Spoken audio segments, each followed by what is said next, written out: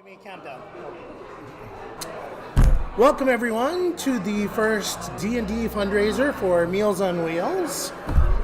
We are here today to celebrate all the hard work that the people at Meals on Wheels have been doing in aiding the community and all the people who are in desperate need to have food. So we've got a fun new way for everyone to be able to donate for this cause. Number one, if you come down to the corner brewery, they're running pies and pints. So this is in downtown Ypsilanti. You can come in and buy a pie, a slice of pie, and a pint, or you can buy a whole pie, whatever it is that you like. On top of that, we are running a Dungeons & Dragons game. And as part of this game, our players will be affected by your donations. So if you look at the bottom of the screen on this streaming broadcast right now, you should see a link to our donation website. You can actually affect the game either by leveling up our players and boosting them, giving them advantage on some of their rolls, or eventually leveling up their power levels to make them stronger and stronger. Or you can even boost the bad guys. You can play a little naughty internet troll and give them a little bit of an advantage on how they're attacking and dealing with our players. Now, for those of you who don't know what Dungeons & Dragons is, this is a fantasy role-playing game where our players are imagining themselves as characters. Those characters have dimensions and stats that will identify who and what they are and what they can do. As they level up, they'll gain more power and more abilities to be able to better affect the world around them. My role is a Dungeon Master. As a Dungeon Master, think of me as a mix between Emperor Palpatine and Yoda. Or if you don't know that reference, I'm Dumbledore and Voldemort. Or if you can't, that'll work, yeah. Basically, I play every other character in the universe except for our players here. So whenever they meet anyone, whether it's a mayor, a town urchin, some beast in the woods, a mighty dragon, anyone and everyone else is played by me. Now, they are playing their own characters. So let's get to know a little bit of our players and the characters that they're playing, and then we'll come back to me. So let's go ahead and start off with our youngest member of the group, Finn Murphy. Yes, hello, my name is Finn Murphy. I'm the youngest player at the table here, but I'm able to stand up to the crowd. I'll be playing Ilthorn Vostokov, a young 17-year-old scrappy pickpocket. Very good. And next up at the table, we have Angel Vanas, is that correct? Yeah. Hi, I'm Angel Vanas, and I am the owner of Star Studio in beautiful downtown Detroit. I am also the president of the Infiltrating Enterprise Association. I practice saying that all the time. But today, I am Nixie Jim Chucky. I am a barbarian, which means that I have a silver tongue and I can be. And I come from a college called Pickle, and I just didn't fit in with my heritage as you see money people.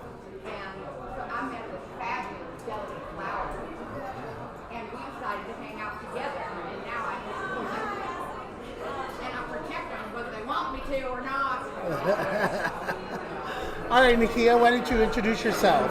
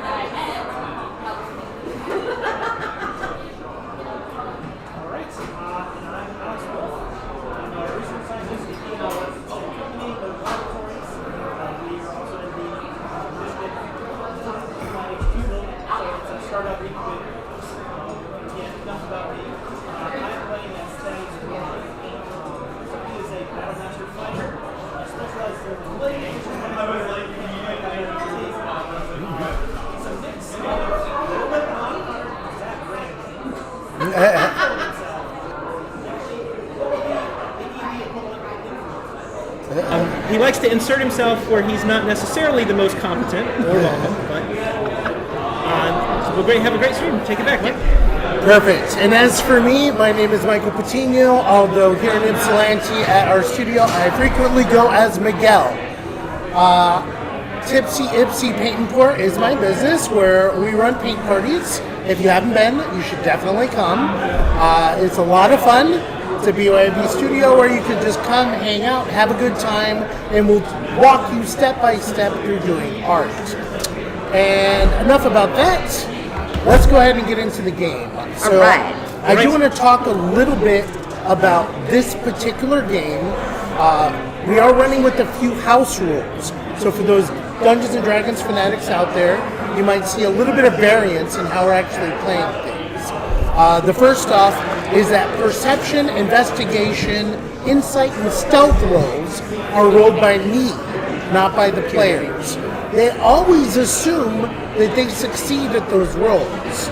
So there's no metagaming involved on them trying to play out a really bad roll. They always assume their insight knows exactly what that person is doing. Healing potions in our game can be used in one of two ways. They can either use a bonus action to roll the dice and drink their potions, or they can take a full action and then they get the maximum healing from those dice. Third, all of our enemies, I don't roll initiative and I don't roll damage for any of the minion level of enemies. Basically, their armor class is their initiative, and they all do standardized damage for their type. This is just to expedite combat, since we're going to be doing a whole lot of stuff here. We're going to try and pack it all into 3 hours. And last is criticals. You don't roll an extra dice. Instead, you roll your dice and take your typical weapon or spell damage as normal, and then you take the maximum dice damage for whatever that attack type is. So for example, if you're attacking, let's say with the dagger, 1d4, and you have a +2 to damage, then you would do 1d4 +2 plus additional 4 for a critical strike, which basically means when you roll a 20. Now for those of you who don't know Dungeons & Dragons, I'm sure that all sounded like Greek. Don't worry about any of it. You don't have to pay attention to any of it. And I think that's about it for our introduction. So you guys ready to play? Let's play! Let's get down to it. Be gentle and new. So I will apologize ahead of time. I wore my contacts for this, only to belatedly remember I wear bifocals now. Contacts aren't going to do it. So until my glasses come in and get delivered to me, I'm going to have to hold my script out really far to be able to read it. So, as our game begins, our intrepid band of adventurers has been wintering in the small village of Davin, whiling away the winter months with games of chance and drinking flagons of the heady local brew, Buzzsaw. While content to kick their legs up by the hearth fire of their favorite watering hole, the Corner Brewery, an opportunity has arisen that sparks their interest and rekindles hope in their rapidly shrinking coin purses. And would you believe it? That's actually the second time I got a purple mustache. The mayor, Travis Longbottom, has announced that a caravan of supplies has been waylaid en route to their sister city, Hollisdale, high in the eastern mountains. Hollisdale's people have been plagued with mysterious attacks, the last of which burned their storehouses to the ground. They are in desperate need of the food that was in those caravan supplies, and with winter's lock upon the land, there is precious little time to lose. Travis has offered an opportunity for the adventuring group willing to take up his quest. To decide which group will receive that opportunity, Travis has arranged a competition bout. As our adventure begins, our misfit band of heroes face their competitors in a battle to the death. Well, not really. It's more until somebody calls uncle. Come on, guys. This is our chance to prove our worth. They might even give us a key to the city for our victory. Yeah, sure. Who's up first? Well, what should we call your group? Why, we are the Wayward Litter. Wayward Litter? No. We're none other than the glorious Gleaming Glaives. Well, I'm not to be rude or anything, but think it'd be best if we remain anonymous. Well, we do need a name. What do you say, Lady Zion?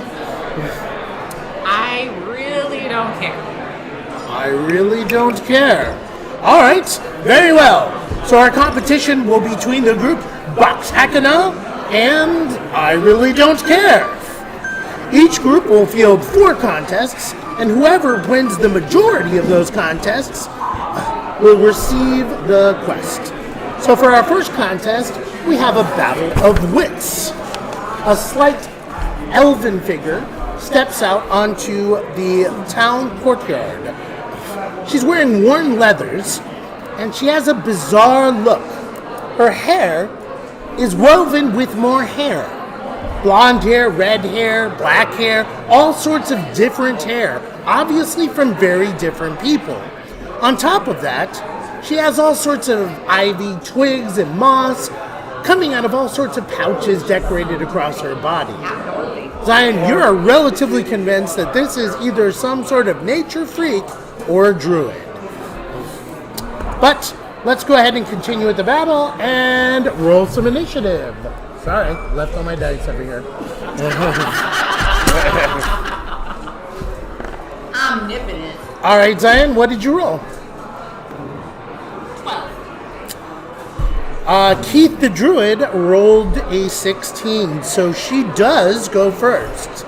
Keith begins the battle, waving her hands about the air, and you notice the ground abruptly erupt in front of you, with vines bursting forward, covered in thorns.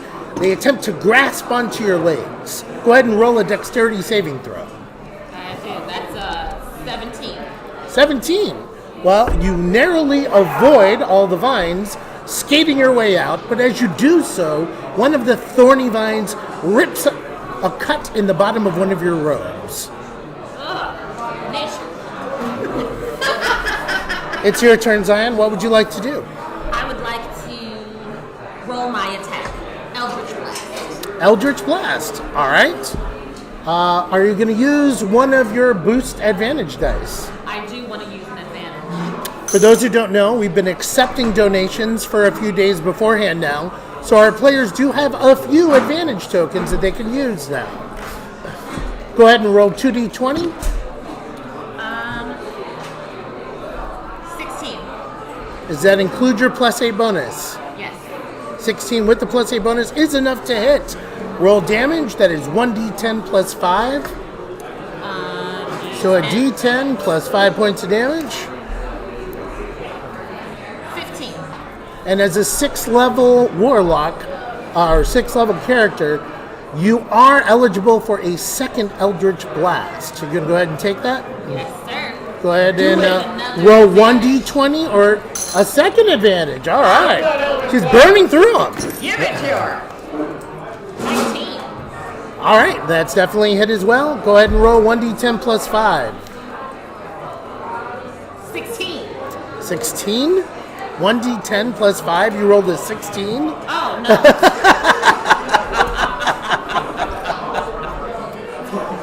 That's 14. I'm so sorry. 14. Okay, all right. I mean, I believed it.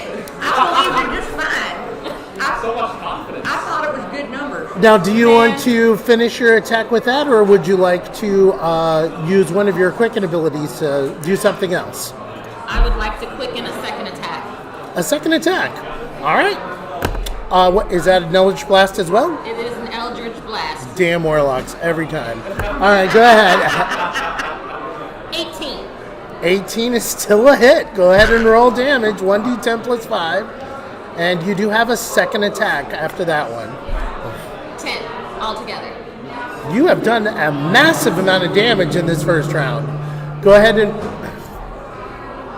roll your second attack.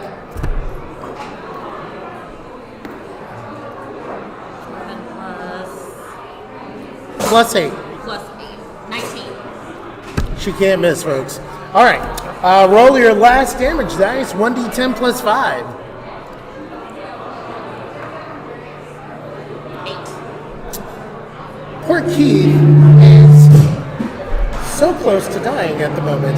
Sorry, we're having some feedback here on the speakers. Luckily, she's a druid, so as her round begins, she is going to hold her hands up closer together, and you watch as her features begin to morph. She's obviously attempting to polymorph into a different form. Oh, I guess you can't fight me in humanoid form. So, what's she gonna turn into? Something small, delicious, like a bunny or a kitten, ferret, goat? Huh. Go ahead and roll me a deception roll. I want to see if you can actually confuse her with that. 19.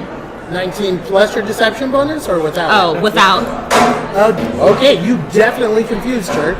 So, we're going to say that Keith is flustered by the list of animals that you throw out there and ends up settling on the last animal you said, which was...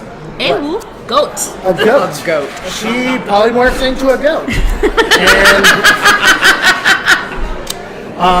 annoyed at being tricked into this form, she at least has some additional hit points now. So she's going to charge forward at you and attempt to do, I guess, a headbutt attack. And that is a 13. What is your armor class? 16. 16, so she does miss. Sidestep. It is your turn again. What would you like to do? I would like to, use a bonus action, smack with my tail in the face. Okay. And then I grab Keith's horns. I look him dead in the face. And Eldritch blast him dead in the face. And I say, Afro, is it Aturu Afo Nasa? And laugh and blast in the face. And that kind of just translates to a diuretic sheet. Okay. Go ahead and roll your attack roll. Let's see what you can do.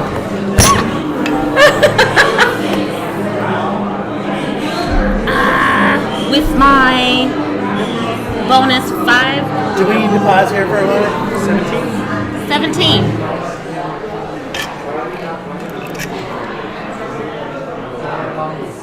Yeah. Sorry, we're having some technical difficulties, but we're getting it figured out. This is the first time we've done this, so learning curve. Technobabical difficulties. Go ahead the and only roll one your that's new. D20 and add 8 for your attack roll. It was What was it? 17. Oh, well, it's a goat, so you definitely hit. Okay. Roll 1d10 Yeah. plus 5. I don't think you need a 17 to hit a goat. You do not. Hey, I got some awesome horns out of it though.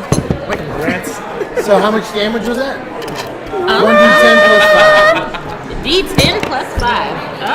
Come back. It was 7. And Plus 5 Yeah, is plus 12. Go ahead and roll your second Eldritch Blast. Another d20 plus 8. 18 plus 8. 26. Alright, we apparently have a sharpshooter here. So, roll your last damage. We've already done 12. 7 without any additional. So, 7 plus additional 5. Yes, 13. Alright. That is enough damage to disrupt her polymorph form, knocking Keith back into her humanoidal form. And she looks shell-shocked by just the utterly brutal assault of eldritch witchery that you leverage down upon her. Obviously, you have won this particular fight, and Mayor Cabot walks out onto the stage.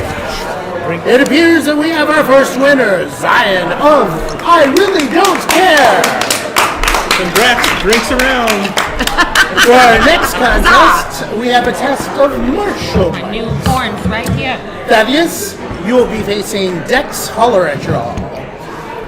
The svelte female elf who walks out onto the stage is hands down one of the most beautiful women you have ever seen in your entire life. She's alright. She eyes you up and down with a look of scorn and says, my, what a vain little peacock you are.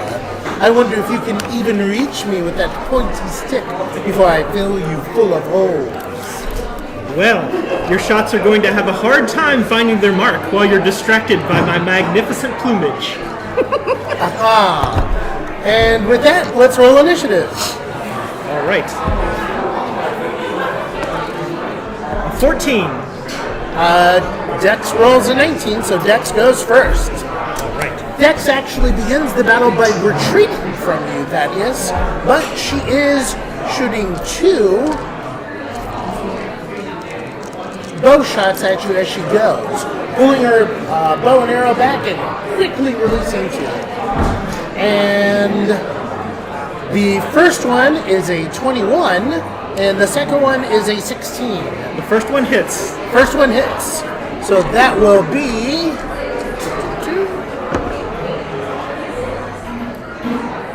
9 points of damage. Ooh. And Thaddeus, it is now your turn. All right. Well, I definitely have to close that distance. Thaddeus is going to use his charger feat to dash up close and perform a bonus attack with his glaive. Okay. Well, with double your base movement, which is currently 30, correct? Correct. So you are able to reach up to her. So go ahead and use your bonus action attack. Right. Right. With bonus, that is 19. A 19 is a hit. Go ahead and roll your damage. Your ears keep sliding back. That is 11. 11 points of damage. All right. It is now Dex's turn. She attempts to withdraw from you using the disengage action. Run away. And that's going to I know, activate right? my sentinel ability as she tries to disengage. Yes, it would. For those of you that don't know, the sentinel ability effectively enables him to hit an opponent who is even trying to carefully retreat. If he does hit them, they can't retreat. They're stuck where they are. Go ahead and roll your attack roll. And did you want to use your advantage on this one? I absolutely do. Yes. All right. Go ahead and put it back in the dish. And roll 2d20. Tell me the eyes. That is a nat 20. A nat 20. Absolutely. A nat 20. On the second All right. dice. So.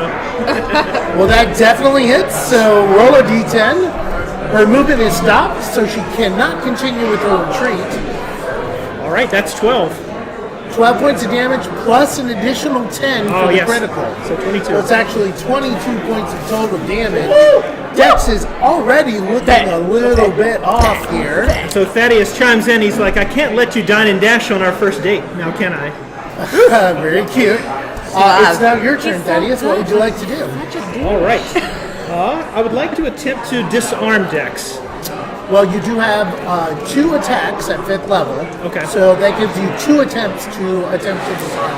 All right. So go ahead and roll a d20, add your modifier, which I believe is a plus 7 or 8, I forget. Plus 8. 8, I think it's 8. All right. That is 18. 19 total? Yes. See how she does against it? She barely manages to keep her bow in. Go ahead and roll your second attack. That one is a 23. That's a hard one to beat, and she does not beat it. So you slip your glaive inside her bow, whirl it around, and dash it away about 15, 20 feet from her. It was close. There's close. Watch the ear. The look on her face of utter shock is priceless. What would you like to do now? Well, I'd first like to say, to continue this fight would be ungentlemanly of me. So please, dear flower, do forfeit before your petals are thoroughly crushed. So much Considering you've whomped on her pretty good in the first 2 rounds and disarmed her, Vex begrudgingly nods her head and stalks off of the town square. I'm pretty sure if she ever had a chance of being your fan, you have lost that chance. Woo-wee, she'd matter to let in. That's all right. I have quite a number of fans, as you know. So. Sure you do. The mayor steps up, and the winner of our second contest is Thaddeus Boron of I Really Don't Care. Huzzah! For our third battle, let us move away from the fields of magic and martial might into that of wit and cunning. For this contest, we shall see who the most creative and stealthy of our groups are. To win this contest, you must acquire this silver coin, as mate of which I have hidden within my home. Ooh. We need a plan. We need a plan. Perhaps we could have one of my fans fetch it, and then we could stay here in the tavern and drink. So that would be just you then. Come on now, Chickling, we need a plan. You're right. He's just a hatchling. We need to get something done for him. Do we even know where the mayor's house is? How would Well, we get Thorny probably knows. Thorny! Thorny! Right here. Sorry. Honey, you need to pay attention. We're making a plan for you. Oh, cool. What's the plan? I What? kind of had my own. there? What? Okay. Where did you get that? From his house. Really? Oh, okay. Oh, It's really not that hard. Mayor, ta-da! I see we have a winner. You watch as the mayor puts his hand protectively over his own coin purse, startled at how quickly young Master Thorn here was able to acquire the item from his own abode. Well, then I suppose we are on to our last contest. For this, we shall test the wits and the strength of our two competing companies. I got the brain muscle.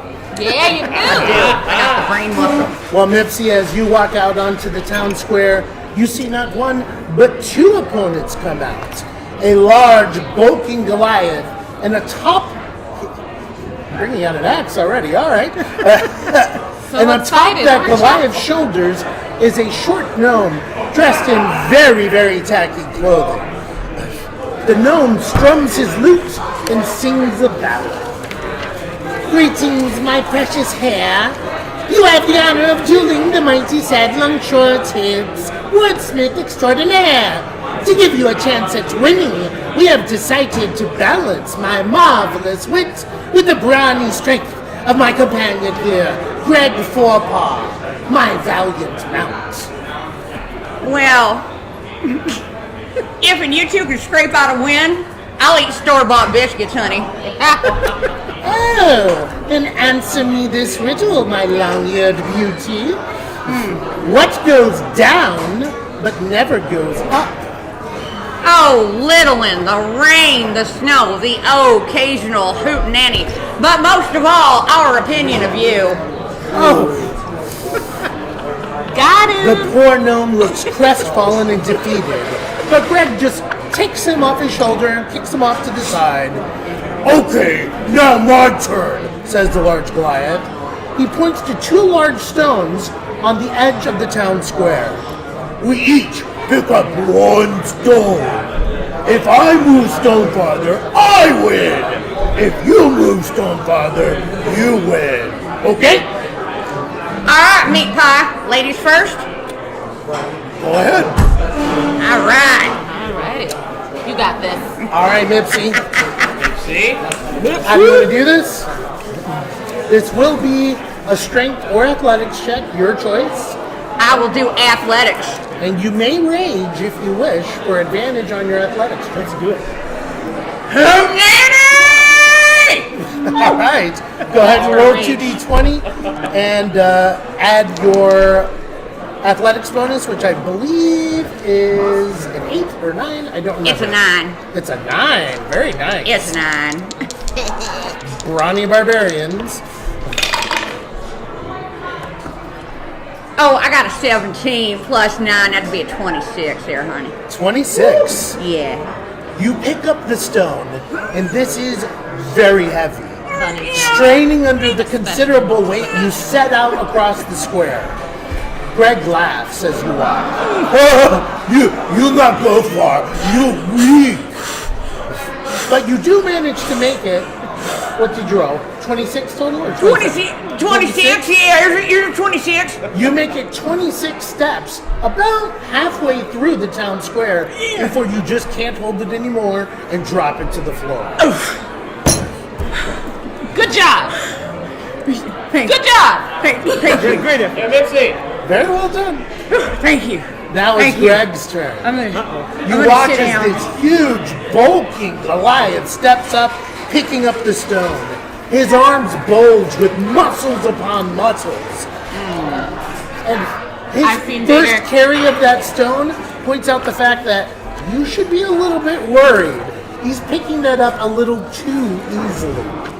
He takes a step out into the square, then a second, then a third, starting to laugh underneath his breath. I think I'm gonna go ahead and cast hideous laughter. Hideous laughter. Okay. Woo, doggy, that looks like a hard lift. A hard lift. Greg seems confused, at your question.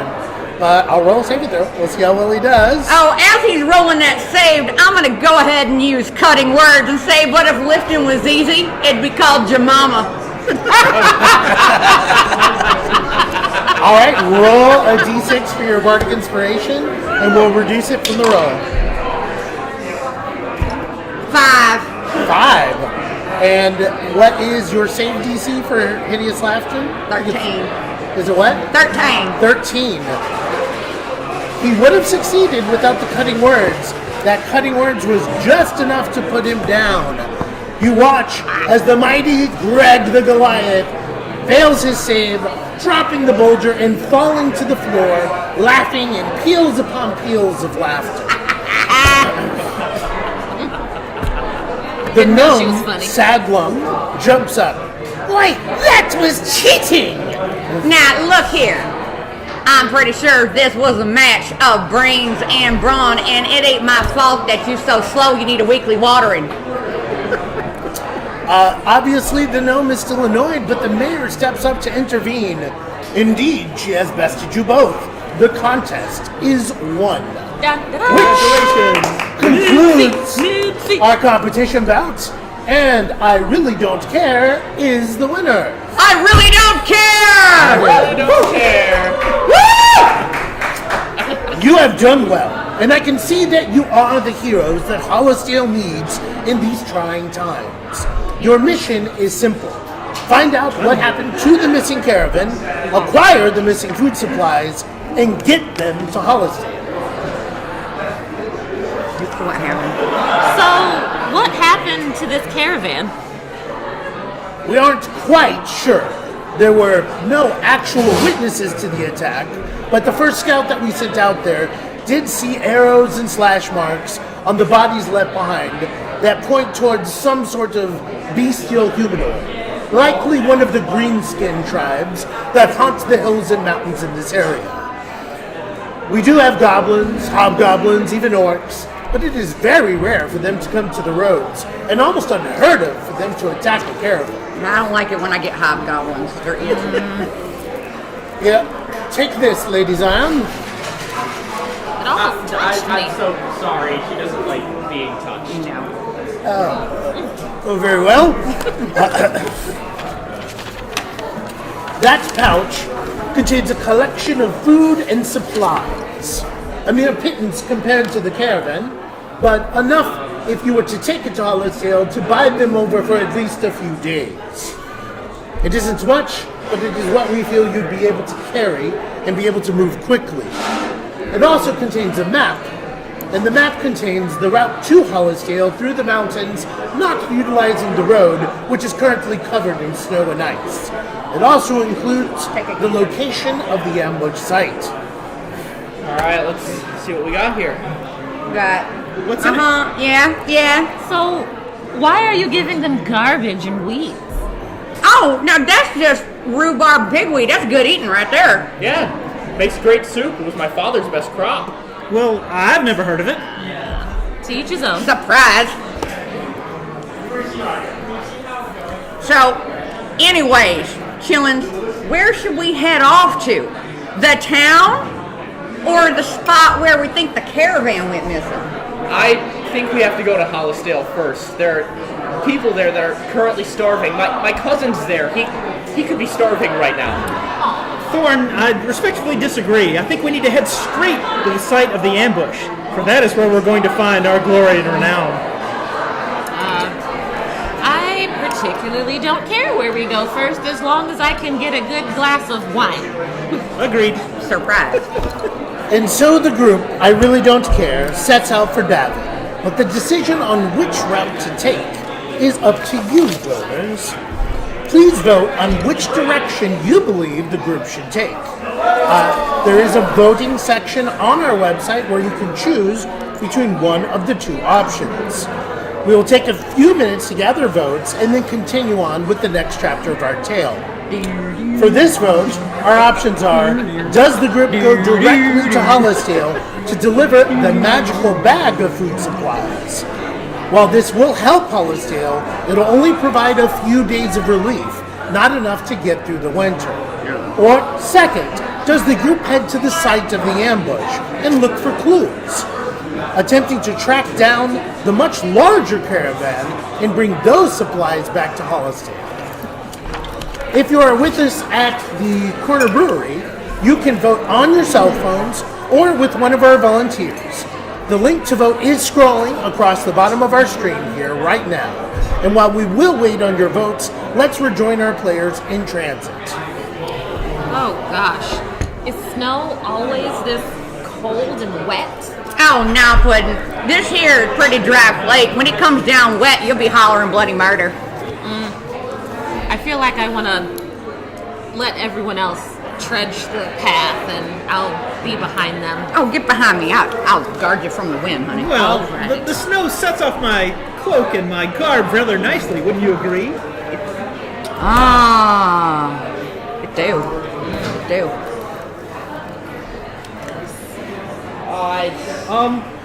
Thorn, I can't help but notice you're carrying a blade that's much too large for you.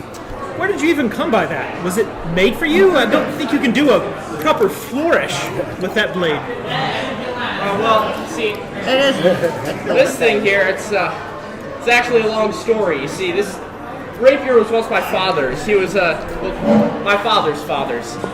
He was a war hero in our time, and hung on the mantle in our barn house for years. One day, my dad got hurt, and we had to move into the city to get him the proper treatment. We had to sell pretty much everything to pay for it. He told me to sell this as the last thing our family owned. I was on our way to go do it, but I was in an alley and some guy pulled a blade on me, wanted the rapier for himself. I tried to pull it out and give it to him, but I kind of lost my balance and I sort of accidentally stabbed a man. You accidentally stabbed a man. That is It happens. quite a story to go with that weapon. I'll take that one. That is a great story. Had a lot of gold. I was able to pay for my family for a little while. That's how I ended up here. What about you, Thaddeus? What's the story with the glaive? Oh, I thought you'd never ask. As I mentioned, every good weapon should have a good story behind it. This glaive was a championship prize. Before I met up with you all, I entered a fighting tournament in the nearby city of Walden. All the lords and ladies were present that day. And I went through all my battles slowly and slowly. I won each and every one. I climbed the ladder until I was the tournament champion. The Lord's own daughter gave me her favor that day, and it paid off. She couldn't help it, based on my just glorious combat expertise. So at the very end of the tournament, the Walden's blacksmith crafted me this blade so that it is perfectly balanced, and it's attuned with my expert combat abilities. That's not what happened at all. I saw him get it from a shady dealer like 2 weeks ago. That's not what happened at all. Thorn, as you look back at Zion, you see a row of burnt bushes behind your path. Lady Zion, what are you doing? What's with the fire? It's cold. Trying to stay warm. Zion! The forest? Can't just go randomly setting bushes on fire behind us? We're gonna run out of forest. You're leaving a trail. They can follow us. She don't care. Come on. Come on, she don't care. And with that, we are going to take a short 2-minute break. Nate?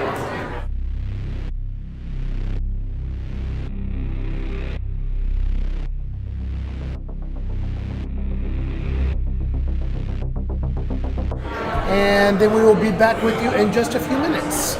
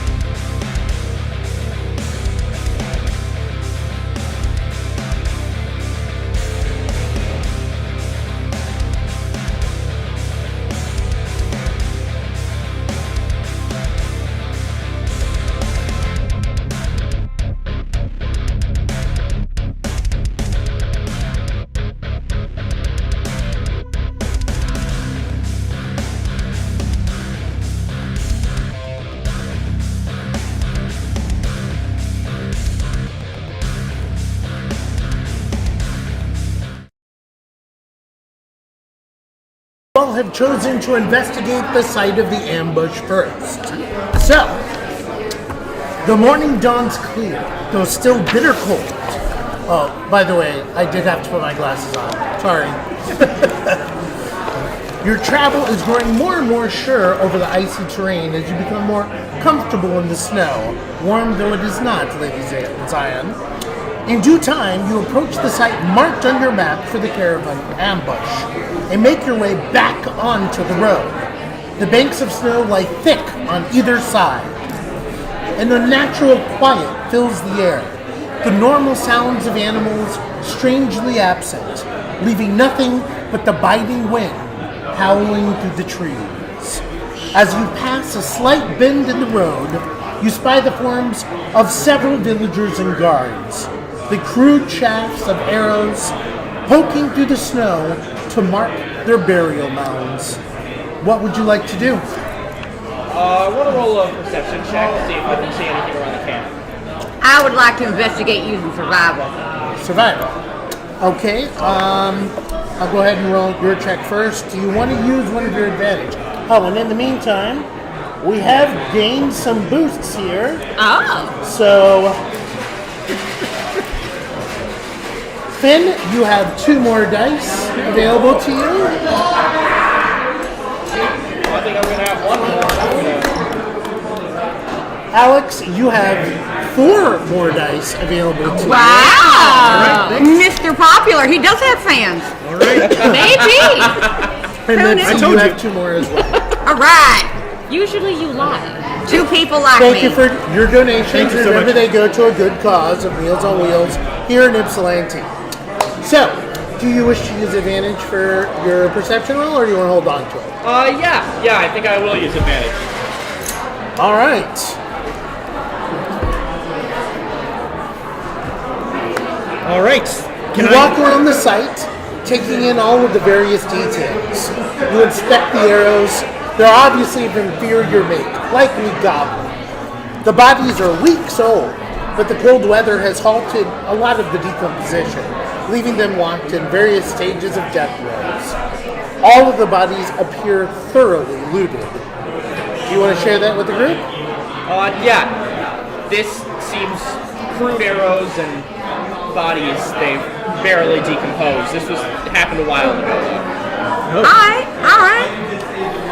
Well, I'm gonna start pushing through the dirt and checking the consistency, and I'll probably find some scat, and I'll bust it open to try and figure out how long it's been there, and then I'm gonna check the wind and Mitzi, honestly, I would leave this expertise up to you, but do you think we should go through the gaping wagon-sized hole in the forest? Yeah. All right. Yeah, I that's think a good that idea. would work. Let's do that. That would definitely that. work. Yeah. You're right. You're Indeed, absolutely there right. is a gaping wagon-sized hole in the forest. As you follow the tracks deeper into the hills and forests, it's relatively easy to follow them, despite the snowfall covering their tracks, as forcing a number of wagons through a forest leaves some evidence behind. I mean, a blind idiot can follow this trail. They're not even trying. They don't care. It's weird. Well, it seems like this way's going to be easy. Let's follow these tracks because they surely lead to glory. Now hold on. The people of Hollisdale, they're still starving right now. If we can follow these tracks easily later on, we should go to Hollisdale first and give them what we have. Well, you do notice that the tracks you're following actually lead closer to Hollisdale. It wouldn't be that much of a detour to stop at Hollisdale and then come back to the tracks. I mean, you absolutely are talking sense, Shilling. I do believe that a cart-sized wrecking hole in the middle of the woods ain't gonna regrow tomorrow. And plus, Zion, we could get drinks at the tavern, and there'd be a fireplace. There would be. I would love that. All right. All right, then To Hollisdale! we'll make a detour to Hollisdale very quickly. To Hollisdale. The biting wind whips through your cloaks as you ascend the next rise, the sunlight throwing off blinding waves of light on the reflected snow. Battered and weary, the group crosses the peak and spies the town of Hollisdale nestled in a valley. A portion of the wall surrounding the town has been blasted apart. Several buildings lie in smoldering ruins. As you descend into the valley, a small force of armed villagers comes out to approach you. A large human wearing a marvelous breastplate and wielding 2 axes steps forward from the villagers and yells, "Halt! Who goes there?" Before you can even respond, a younger voice from amongst the villagers calls out, "Thorn, is that you?" A dirty, poorly dressed teenager with shocking red hair runs out from the group and embraces Thorn. Fox. Oh, Fox. Okay, thank you. You're okay? You're okay? You're clearly starving. I'm sorry we didn't come sooner. Are you okay? We are starving here, Thorn. You shouldn't have come. But Heron, this here's my cousin from Ilthorn. He's from Davin. Well, relief forces from Davin, are ya? I'm Heron. We were hoping for supplies, but a few fighters are welcome, assuming you actually know how to use those weapons. Well, we did come up here to keep you from starving in these hills. Indeed, my good man. We've come all this way to save everyone from death and beyond. With my strong right hand and my true keen blade, I shall protect the entire village from... Like I said, we brought victuals. You open the bag of holding and show them all the accumulated food. How in the world are we supposed to get famous from victuals? You don't know my mama's cooking. Zion, as all this is going on, you notice that there are many sick and wounded from amongst the townsfolk. I would like to walk around and see if I can heal people. Very well.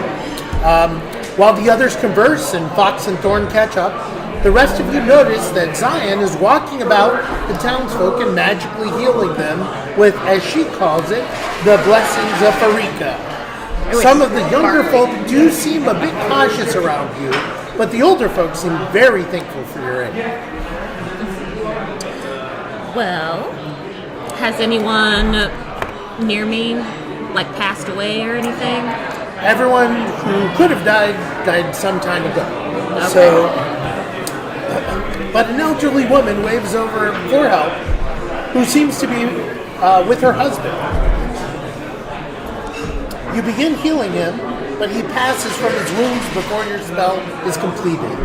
A single tear falls from your face as a soul coin now appears in your hands.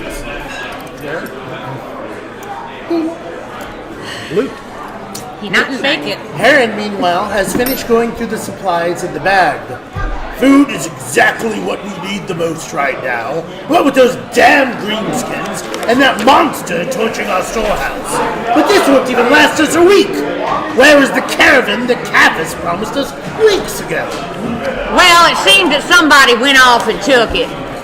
But rest assured, good Heron, we're going to go back. We're going to bring those villains to justice. We'll come back with your caravan, and my mighty blade's keen edge is going to be the sole We're going to savior. find it. We're going to find it just as soon as we can. Don't you worry. Yeah, we just wanted to bring you the supplies we have before we go find the caravan. Well, enough talk out here in the snow. Let's at least get inside by the fire. And with that, Heron leads you all through Hollisdale. As you're walking through, the damage around the town appears to be relatively isolated. Just a few isolated homes and businesses seem to have been burnt to the ground, but it is obvious that the villagers are all still very tense.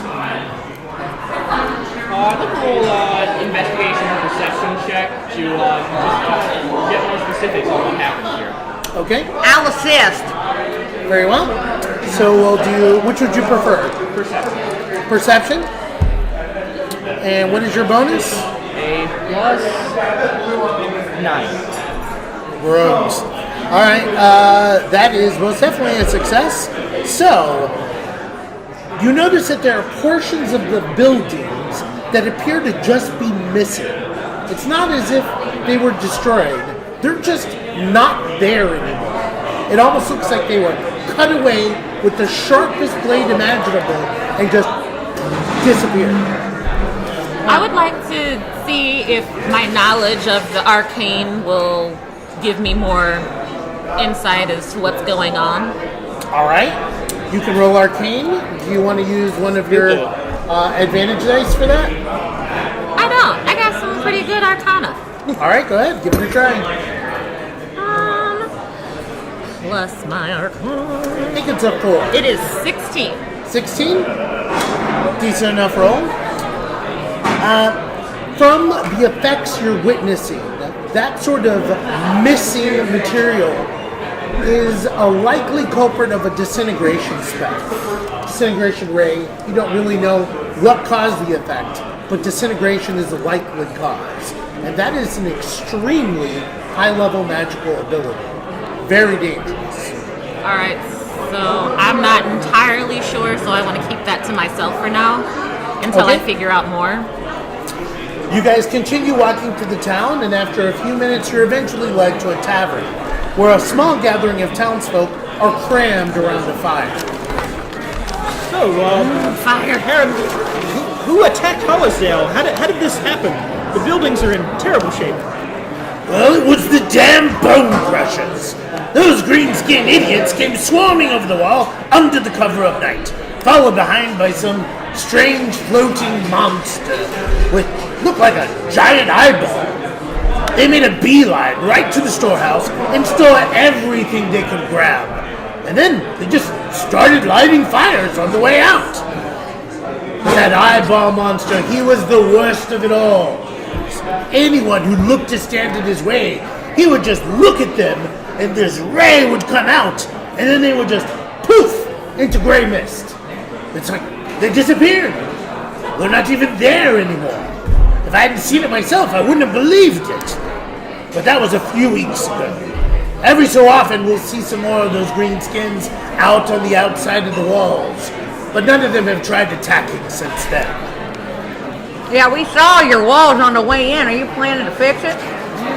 Well, the town does have a stout wall and reinforced gates. So we will have that breach fixed within a day or so. Just without food, we didn't have the energy. With what you have brought, we'll at least be able to hold out a few days and repair the wall. We also have weapons and armor, but this is a town of artisans and smiths. What we need are guards. This isn't a Jellum fighting pit. With just a dozen or two more guards, I don't think those bone crushers would have stood a chance. But that floating eyeball, that was another thing entirely. So, what is the end goal for the greenskins? What's possessing this floating eye guy from coming round? I don't understand. We don't rightly know. A few of us think that maybe they're just waiting to starve us out. If you don't know, Hollisdale is a mining and a smithing town. We mine up ore and we make things. And we're sitting on top of one of the finest mines in all of the Eastern Mountains. So maybe they just want that. If they wait long enough, we'll all starve to death. And if we don't get more provisions soon, they might just succeed. All right, well, I think we have our marching orders. You're in luck. We've come across the ambush site already. That's true. And the remains of the pilfered supplies. Mm-hmm. We can go straight there and investigate it. We've got solid leads on these greenskins and how they operate and where they're hiding out. It'll only be a matter of time before we're back with your supplies and we can bask in the glory. Well then, we'll leave you to it. Everyone, let's get them some pallets and let them rest by the fire. It's you far have a too late to set out Tempur-Pedic? tonight. A Tempur-Pedic. A Tempur-Pedic Tempur. pallet? Yes. Templepedic, yeah. As we have pallets with brand new reeds. I can't read. It's true. It's soft. Okay. I like soft. Okay. Anyway, it's too late for you all to break through the snow pass tonight. So let's let you get to your sleep, and in the morning you can set out. Tomorrow then. And with that, all the Tomorrow. townsfolk leave you all alone to take a long rest. Long rest. All right. So we're gonna move on Already? to tracking down the greenskins. 16. now, eh? Damn. 16. As morning dawns, you all gather your gear and set off in the snow. After a bit more travel through the harsh mountain climate, the party spies smoke on the horizon. Creeping through the forest, they see a rude encampment of greenskins surrounding a cave mouth. Hold on a second. Nate, now let's go to the map. The map.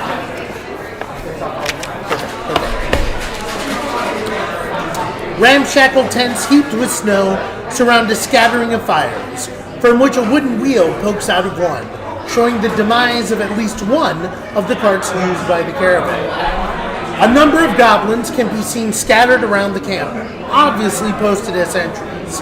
From this vantage point, you can see that there is a medium-sized group of greenskins here, of all ages and all types. Mostly goblins, but a few orcs and hobgoblins can be seen. Let's roll perception, see what I can see around the camp. All right. Empty. Are you sure you want to go off alone, Chitlin? I should. It looks like a mighty big kettle of bad. It's really not that really bad. Plus, I'm the most quiet out of the rest of you. It shouldn't be that. Might be easiest if I just go alone. You do have the stealth skills. You do. All right. Do you want to use one of your advantage tokens or just do this a la natural? I think we'll do it natural. Natural it is. You Did you skip a thing?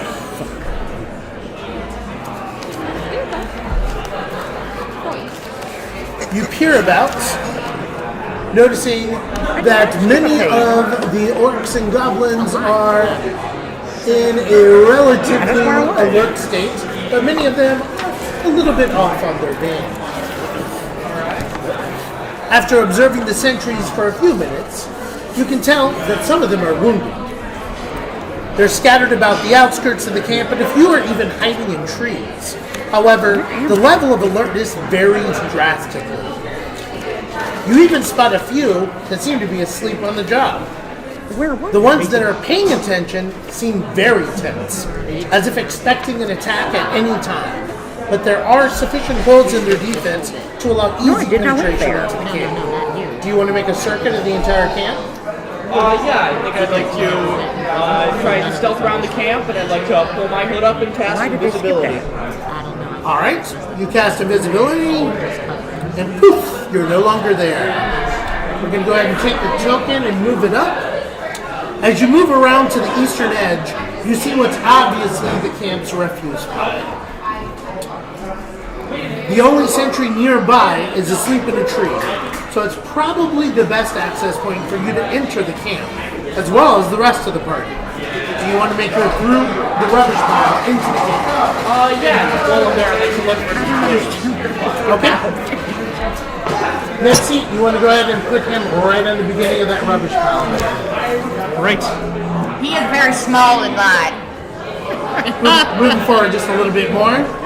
And do you want to roll that perception or investigation and all the natural, or do you want to use one of your advantage? I think I'll roll it as perception with advantage. Perception with advantage. All right. You notice that there are the remains of several tents in the rubbish pile, as well as the remnants of some provisions that are likely to have come from the caravan. Getting closer and inspecting the ruined tents, it appears that they have mostly been burned. However, a few of the tents have been subjected to an effect similar to what you witnessed in Hollisdale, where portions of those tents are just literally gone. Furthermore, you can tell by the stuff in this pit that this camp used to be a lot bigger, at least double the size that it is now. Up ahead is one of the tents that is still standing, just on the other side of the rubbish heap. And you can hear movement and voices in Goblin from inside it. Beyond that is a fire, and you see other fires scattered about through the middle of the camp. To your right is a cave entrance, and a wooden portcullis is currently raised above that entrance. Would you like to creep closer to the tent, to the fire, or to the cave entrance? I'm still invisible, correct? Yes. Perfect. Then I would like to go sneak up to the tent and listen to what they were saying. Okay. Stealth roll. Since you're invisible, you already have advantage, so you don't need to use anything. And what is your bonus to stealth? 10. That is an easy success for you. You make your way to the tent's edge, lifting a small corner and listening in. It sounds as if a woman is attempting to appease the sad cries of a youngster goblin. I miss Papa! Why didn't you just jump up? Hush, little one. Your father has moved on to the eternal hunt in the sky. But don't you worry. That scary monster won't kill any more of us. Golog will protect us. He is mighty and strong. But Mama, I want my old tent. This one smells funny. I know, my precious. But this one will keep us warm, and our old tent was destroyed. As you lay there, you see one of the goblin sentries walk up to a nearby fire to warm his hands for a moment. I'm going to make an insight check for you. Do you want to use advantage or just keep it natural? Keep it natural.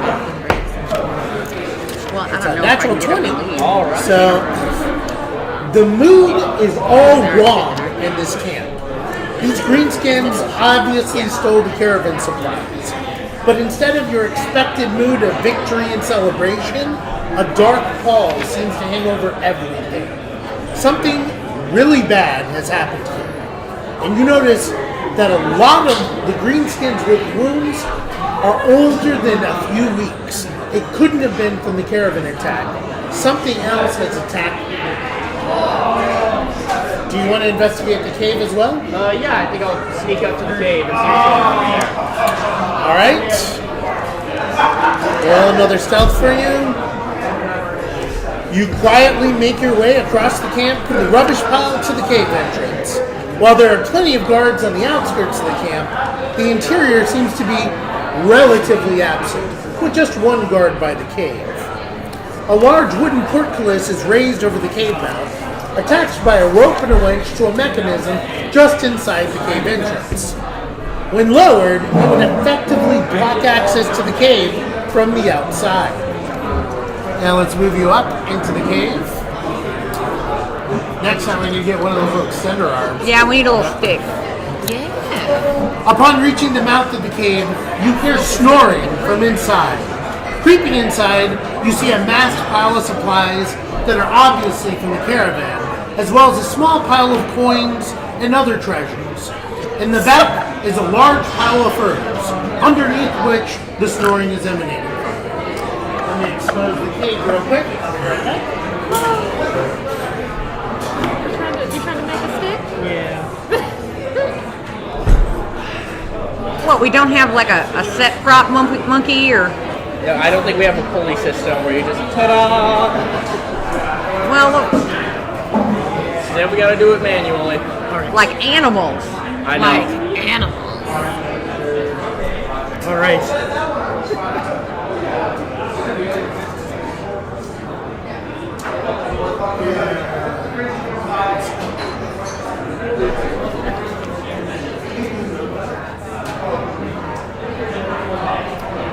I want to start investigating the portcullis and see if there's any way I would be able to operate it.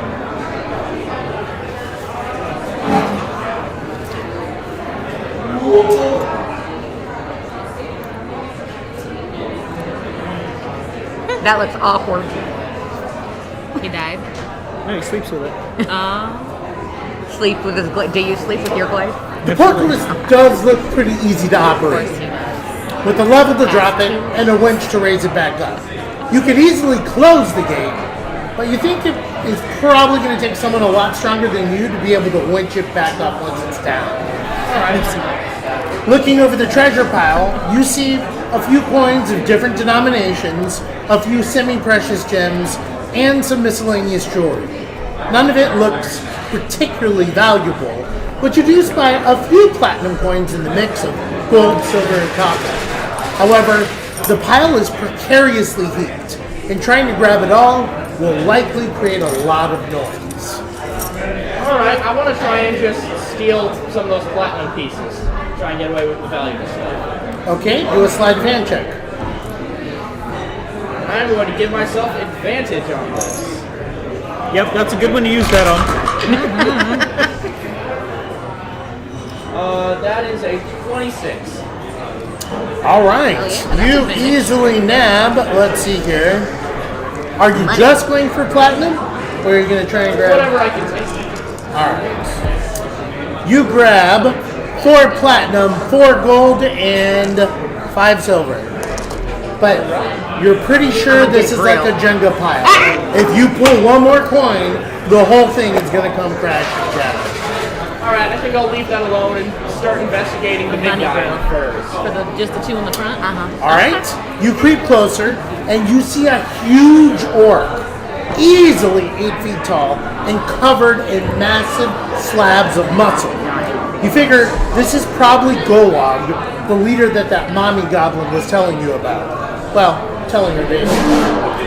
A large glaive lies right next to his sleeping form, but he has one hand loosely draped over the top of it. The glaive, a long bladed weapon with a sword at the end of it, looks very intimidating and powerful. And it does have a few precious stones worked into the haft and on the blade. It's probably worth more than everything else in this cave combined. Alright, I'm going to try and steal that glaive. Under his hand? From under his hand. Okay, make a sleight of hand check. Steal the glaive. Sleight of hand check. Light of Go hand. for it, You know Finn. what? I am He's just burning really- these advantage tokens. I'm not failing this. That is a dirty 20. A dirty 20. He was dirty. It's dirty. I'm going to do a contested perception check, but with a negative because he's asleep.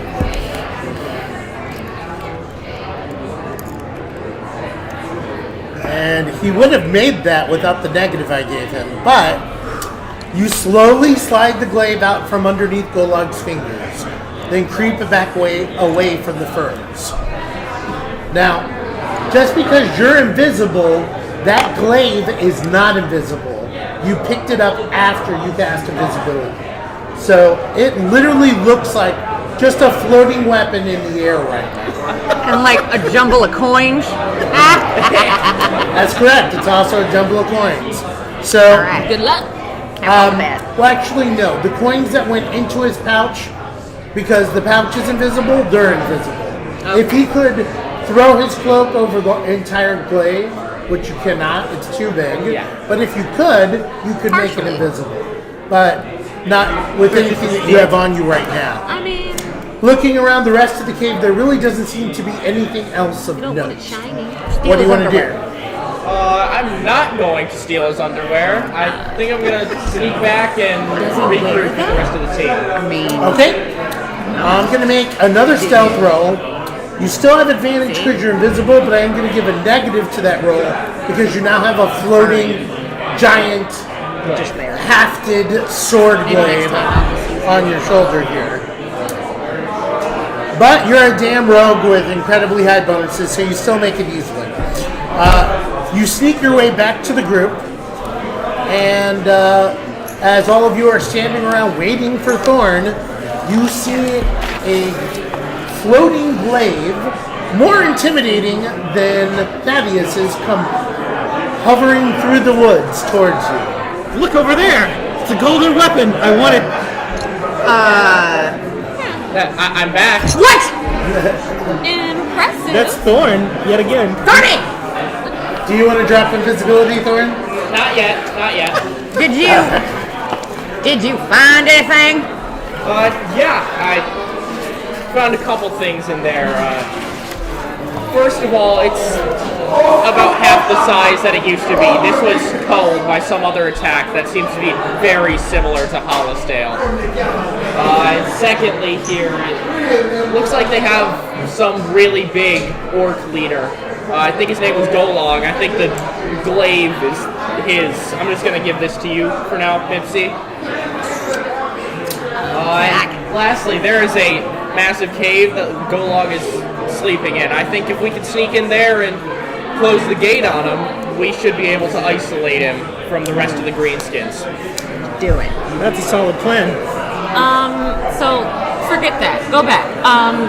You said all of the damage looks the same as in Hollisdale? Yes, that's right. Well, now that's just peculiar. I was afraid of this. What? So, from what Heron was talking about with the floating eyeball, and because of everything that we're learning now, I think that we're facing a beholder. A beholder? Yeah, I've seen one of those before. What is it, sorry? Of course you don't. It's a nasty piece of work. It's super dangerous. The monster, it has the ability to do all sorts of things, and it has all of these stalks that come out of this central eye with more eyes that shoot different kinds of rays. Ew. But depending on the type, there's different rays, right? But just the disintegration ray that it has is deadly enough. I mean, do you think we could take it? I mean, if we all work together, like everybody? Or like more than us? Yeah. Oh, well, how about if I challenge it one-on-one to single combat? Surely my blade is like strong and sharp enough to pierce it, right? You know, you try that, and we'll just bury you before you regret it. Fair enough. Oh, well, we can charge in together then. And then we'll let the inner spirit of our teamwork shine forth through it, right? Wait, now, we're letting our tails get in front of our paws here. What about the provisions?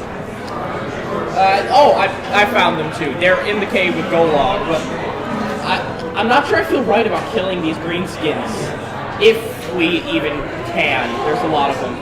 Spotted about 20 out there, and there's probably more in the tents that I couldn't see. Well, if they were attacked by this, what was it again? Beholder. I reckon if both groups were smacked by the same critter, then they all ought to be pretty set on getting themselves some payback, right? So what if we gabbed at the greenskins about joining us to fight the bemoldering? I think that makes sense. Yeah. Whoa! We're not going to fight the greenskins. We need battle. We need glory. Calm down. I'm willing to try to persuade the leader. I mean, let's try gabbing at them and see if they bite. Okay. We'll try it. All right. How do you want to get the greenskins' attention? Do you guys just want to announce yourselves to one of the sentries? Do you want to sneak in? I think we should sneak in. I can go and make sure I found a route through the rubbish pile that should be able to get us there. I'll scout it out and report back. Oh, well, that sounds promising. So you said rubbish. You mean the garbage? That is gross.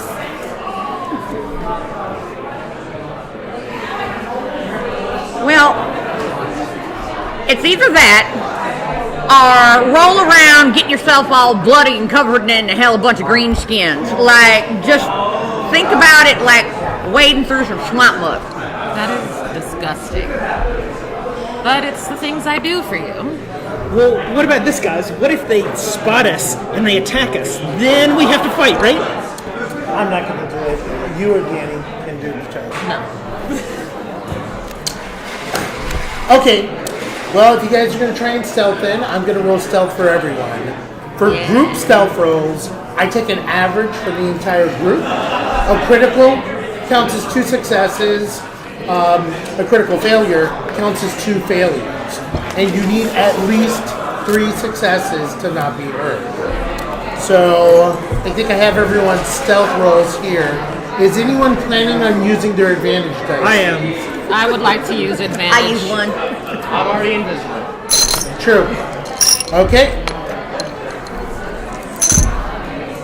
I don't do garbage, so. Did you use an advantage dice, I did. Zion? That's good.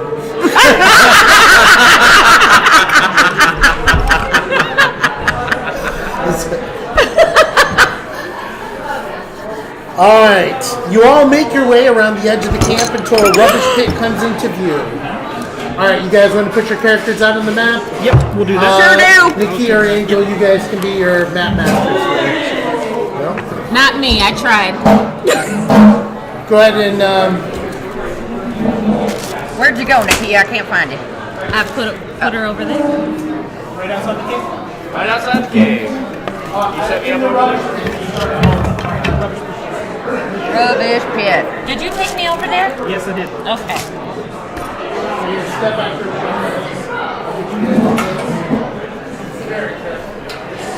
Remember, this mountain is actually right here. So this is just showing what's underneath and back here behind us. Alright. And in the meantime, this bag has gone over to this fire. Lucky you guys.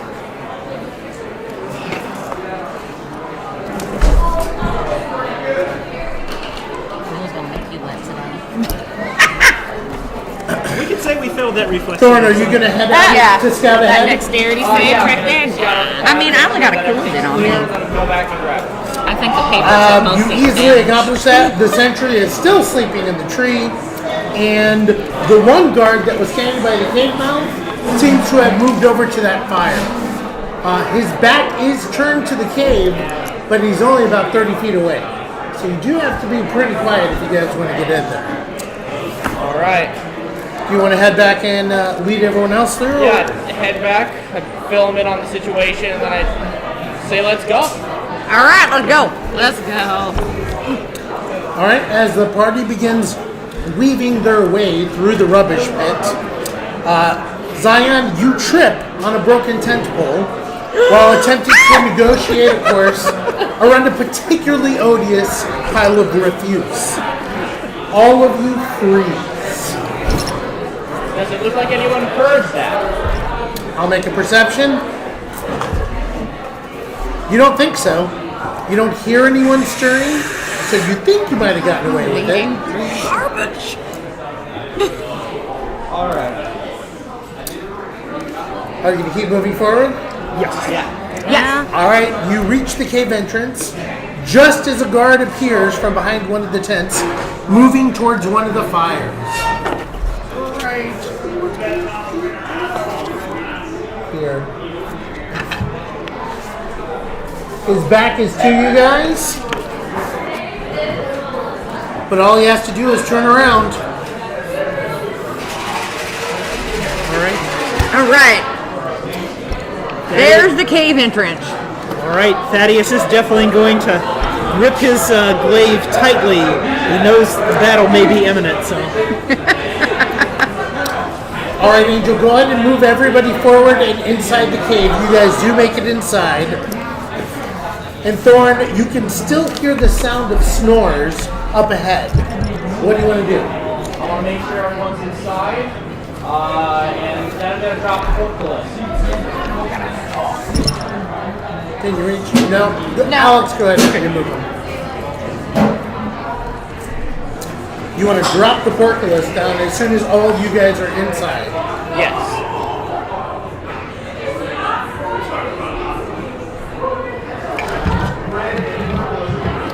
And I'd like to try and do it as quietly as possible to maybe avoid waking them up. Yep.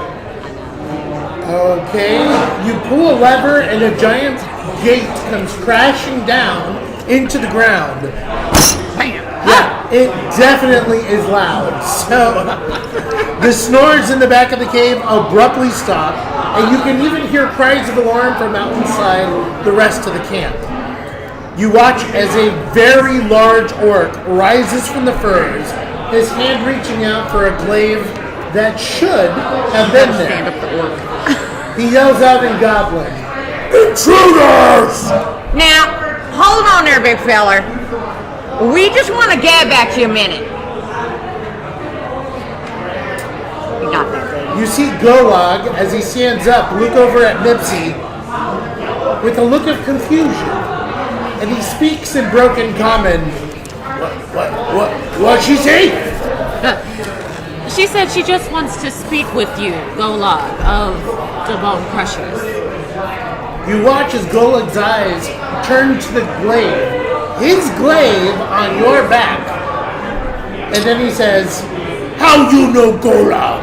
What you want with Bone Crushers? Well, originally, we were hoping to nab back the victuals that y'all had nabbed, but things have spiced up quite nicely. You see, now we're hankering to see if you looking to team up. Golog again shakes his head in confusion. Me no understand what you say. We came for the provisions, but now we want to talk about maybe teaming up against the beholder that attacked your camp. Golog is obviously spooked by the disembodied voice coming from your invisible form. But he replies, We're not afraid of you soft skins. We take food for our people. No one can take it back. Golog, stop you trying to hurt my people. Well, by taking that food, you're harming the people of Hollisdale. It's their food, not your food. I suspect you might want to fight us for it. Stop it. He eyes you, Thaddeus. And then his gaze flicks back once again to the glaive on Mipsy's back, and he raises both his fists defensively. Great, Golog. We mean you no harm. The families of many have fallen. Without working together against this fiend that destroyed both of our camps, we're both going to fall. So I see that you have honor in your eyes. You are a great leader. If we all work together, we can all survive this. Golog's sad for soft skins, but not sorry for taking food. We need food, or we die. Alright, now let's pull this pot out of the fire before it burns. Give us an earful of what happened, and maybe we can stir the pot before it spills. Or a battle. She thinks we need to calm down and would like to know what exactly happened to your camp. Isn't that what I said? You watch as the orc looks around for a minute. Bone Crushers pound strange eye beast who sneak into camp.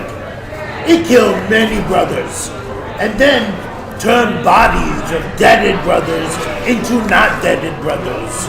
This is why we need soft skin food. This thing make all our winter food into gray mist with strange eye ray.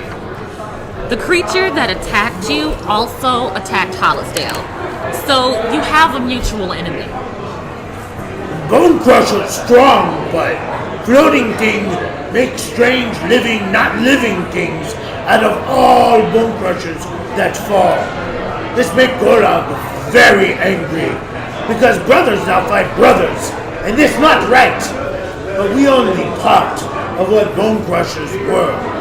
Golog does not think we can win. So what you're describing is an aberration. It's not of this plane at all. It's called a beholder. I wasn't positive until now, but this demon has wit and power. It has so much durability beyond what you can even imagine, but it's not invincible. If we all work together, we can win. But if we don't, we will all fall. Yes, that's a great point. Mighty Golog, join forces with us. The bards will sing songs of our valor in battle and the ingenuity of our great plan of working together. Golog never fight with softskins, only against. Softskins have good weapons, strong steel, but weak bones. They break too easy. What Bone Crushers work with softskins? Softskins never help Bone Crushers. Well, Golog, it sounds like you need a hand, and soft or not, we've got plenty to give you. She says that she wants to help. We all do. That's right. Am I not speaking common? We may be a three-legged dog, but even a one-legged man can kick butt once a day with a crutch.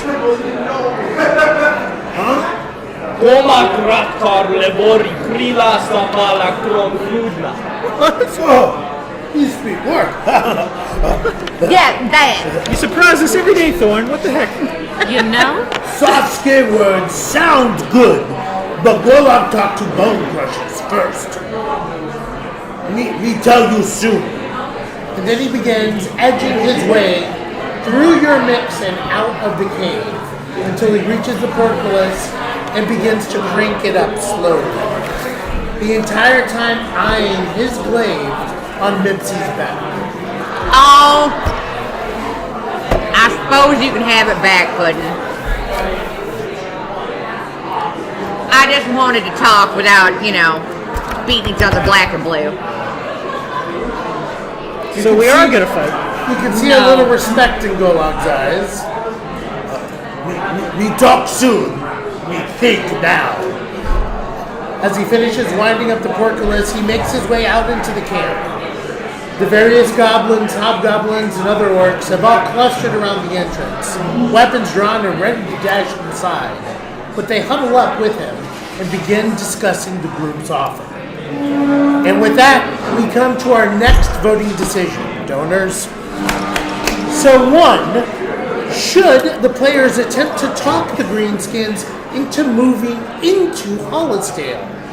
Should they integrate their two communities for the mutual benefit and defense of both, as well as to defend against the Beholder? Or should the players just talk to the Greenskins about teaming up with the Softskins to attack the Beholder, their mutual antagonist? Please vote on which direction the group should take. We'll take a few minutes to gather votes and then continue on to the next chapter of our tale. But it is their choice. If you're with us at the Corner Brewery, remember you can vote on your cell phones or with one of our volunteers. The link to voting is scrolling across the bottom of the stream right now, and while we wait on your votes, we are going to take a short break.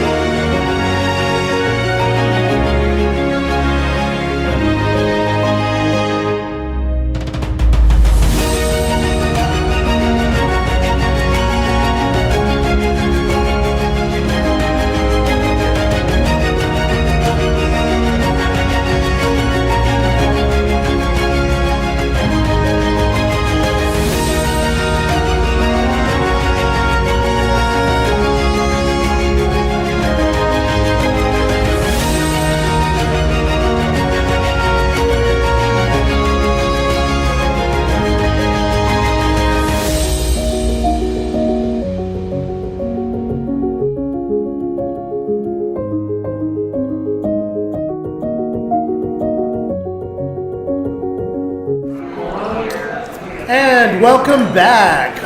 We have finished our second vote, and you guys have chosen for them to integrate, which we're happy about because we're all about integration here in Ipsy. Yes. Yes, we are. All of you have been donating very, very well, and Meals on Wheels would like to thank you all. We've already passed out the buff tokens to everyone else so that they can use them. They are very close to gaining their next level. So just a few more donations will buff all of them up to their next level ranking. You want me at level 7. Yeah.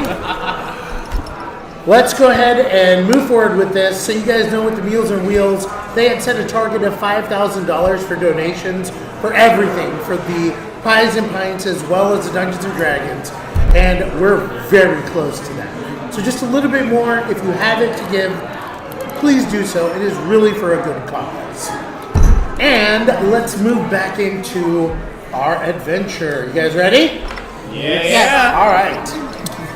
Golog walks back over into the cave. Golog no want bone crushers to die. And softskins have strong walls and warm tents. How do you say stone tents? Oh, them is houses. They're so nice. They're warm. They got fireplaces and beds and windows. Oh, yeah. Hollisdale is also rich in quality weapons and armor. They have strong walls for defense. The Bone Crushers would be safe and wealthy compared to the camp you're in now. Also, they have shops and taverns. Taverns. Golog, not sure what tavern is. What you do there? Well, taverns have the finest ale and mead all around. You can drink as much as you want and eat as much as you want. It's great. And they're the natural birthplaces of art and refinement. True. Wait, You wait. can get some hearts wrung and You say we songs go of to songs. place and they give food and beer? Yes. That All sounds the pretty ale good. you want. Absolutely. For someone that's strong and handsome like yourself. Warriors, drinks come as free as they come. Yep. And you can't discount the fact that those beds are very warm and nice. I do like a palate. Tempur-Pedic. This all sounds pretty good. But why softskins want greenskins? You say softskins and greenskins work together. But me not sure if this true. Softskins never let greenskins in town before. Well, you see, the townies got whacked by the same critter that y'all got whacked at, and you were both about as effective as a one-legged man trying to run a race. But two one-legged men trying to run a race, now you can get somewhere. So if we're gonna smack around a bemoldering, we're gonna all have to get together, and they know that. She said that we're stronger together than alone, and it'll take everyone working together to defeat the Beholder. Look, I have family in Hollisdale, and I think they will work with Bone Crushers to deal with the real threat. They've just been tricked into thinking that you are the ones who attacked them. No, bull crushers no attack stone tents. Too much trouble that way. Well, we know that now, right? So let's just all work together. Come on. Can I roll persuasion to see if he does listen to reason? Alright, you can go ahead and make a roll for that. Use token. Oh yeah, I would like to use advantage on that roll. You got advantage to burn over there. Yeah, dude.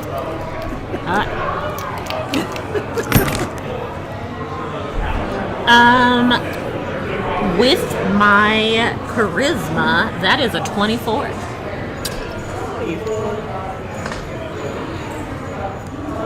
Me not sure how much you talk is smoke from fire, but bone crushers follow and see what happens.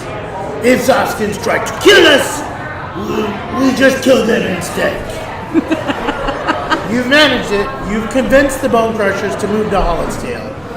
They begin preparing the camp to move out, packaging up everything and reloading them into the remaining caravan wagons. In just a few hours, the greenskins are ready to move. and you lead the way to Hollisdale. Now, you just have to convince the citizens of Hollisdale to accept the greenskins. Cue the Brady Bunch music. The road back to Hollisdale is cold and wet, made more difficult by the plodding pace of the draft horses hauling the carts through the growing and piled snow. It's backbreaking work, but after a bit of travel, the group finally arrives at Hollisdale. As the party begins to descend into the valley, a scattering of calls flies up from the town walls. It's obvious that the people of Hollisdale have been very busy, as the wall surrounding the town appears to be completely restored, and the gates are surrounded in a hedge of wooden spikes. All of them set down into the hard, frozen ground. Villagers, well armored and armed, come rushing onto the wall edge, holding bows and spears at the ready. Heron pushes through the group, a look of rage upon his face. We have been betrayed! These lousy adventurers have led the Greenskins back to finish us off! Whoa, whoa, whoa there, good people of Hollisdale. We are actually returning back triumphant.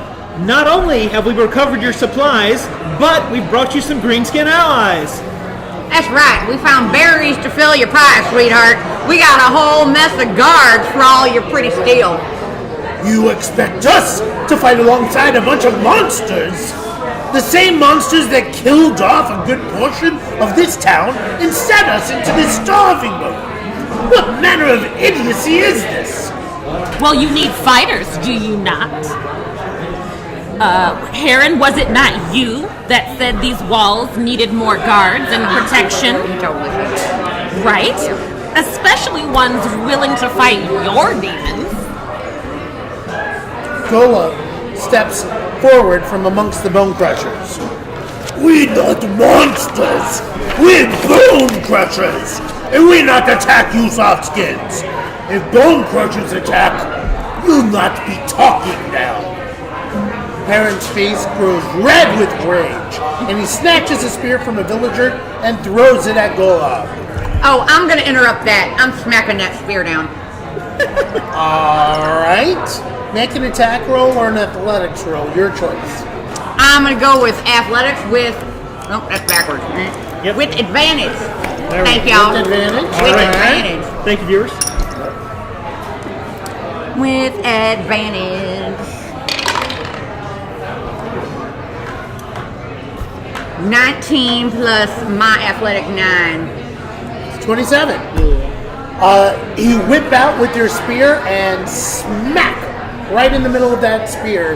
And your Denied. axe cleaves it in half as it falls to the ground.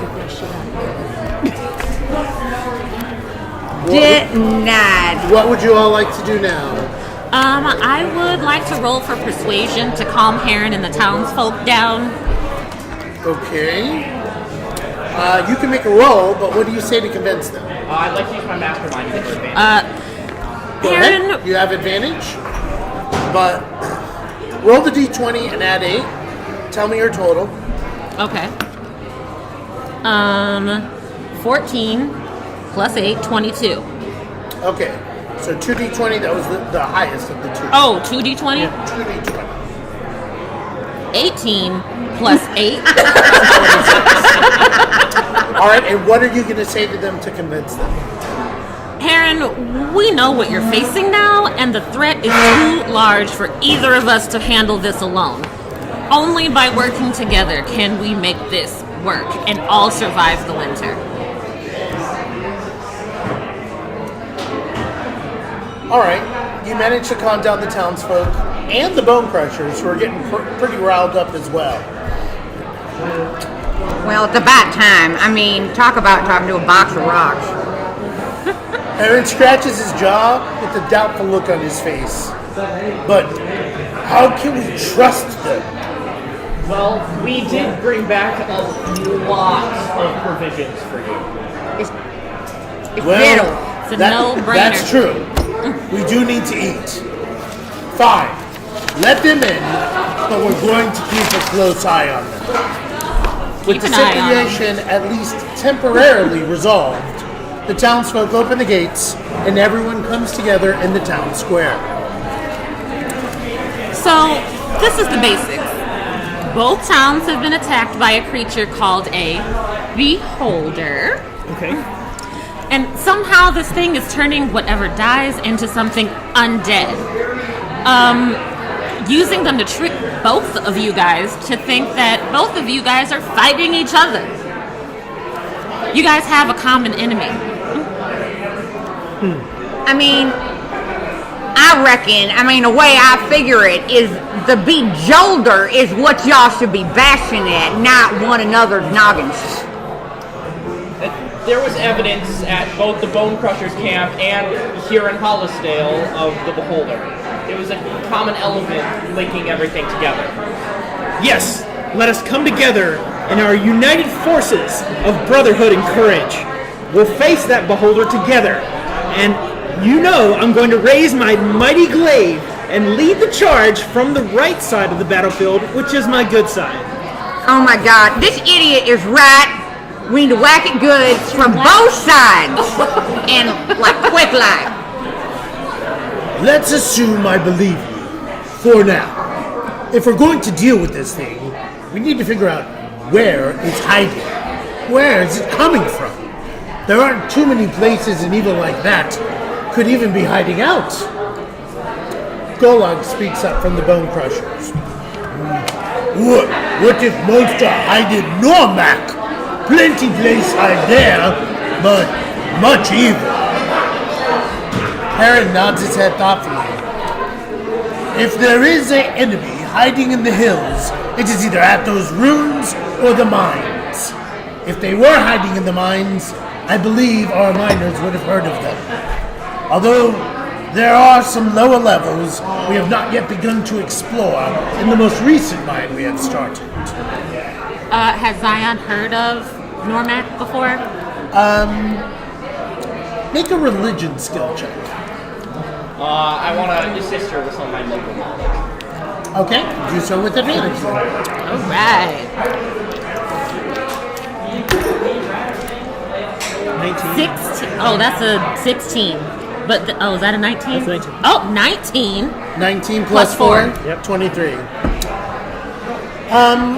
Reaching back into your memory to your lessons at the Temple of Ferric, Normac was a citadel high in the eastern mountains that was taken over by a religious fanatic dedicated to Hadel, the god of undeath. Farika, your goddess, is actively opposed to Hadel's dominion as the god of death. Aaron speaks up. Normac was once a frontier outpost for the kingdom of Eris, many years ago. But it fell into disrepair as that kingdom's fortunes fell. It was taken over by a bandit, said to dabble in the dark arts. But it's been abandoned for centuries. Now, at least decades. I believe decades. Well, we should seek out this den of evil immediately, for battle awaits.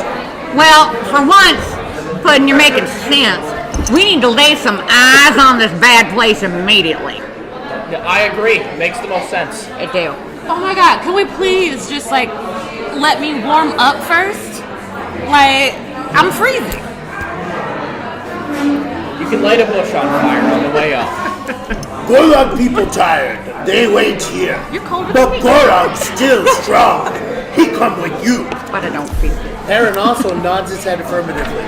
As will I. With everyone in agreement, you take a short rest in Hollisdale to prepare and warm your feet by the fire, and then set off for Normac. Without the trudging draft horses and provisions, you make good time. And Normac comes into view with just a few hours of hard travel.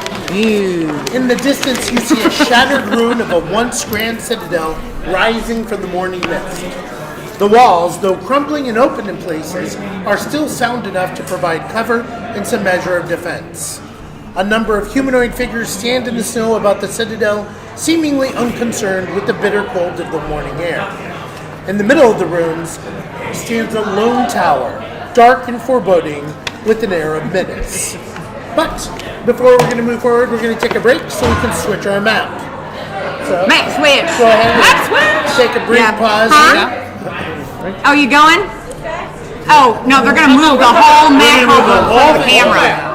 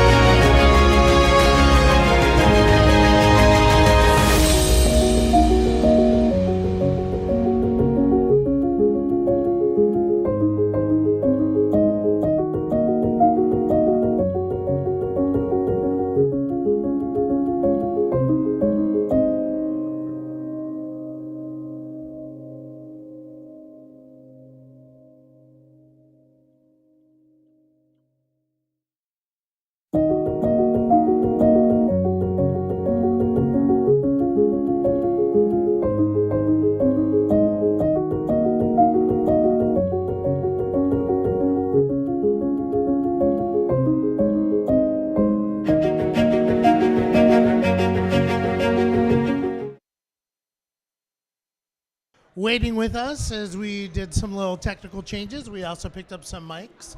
Thank you very much, Colin Murphy, for bringing these over. Thank you. Just so that the rest of the people here at the Gordner Brewery could hear us a little bit better.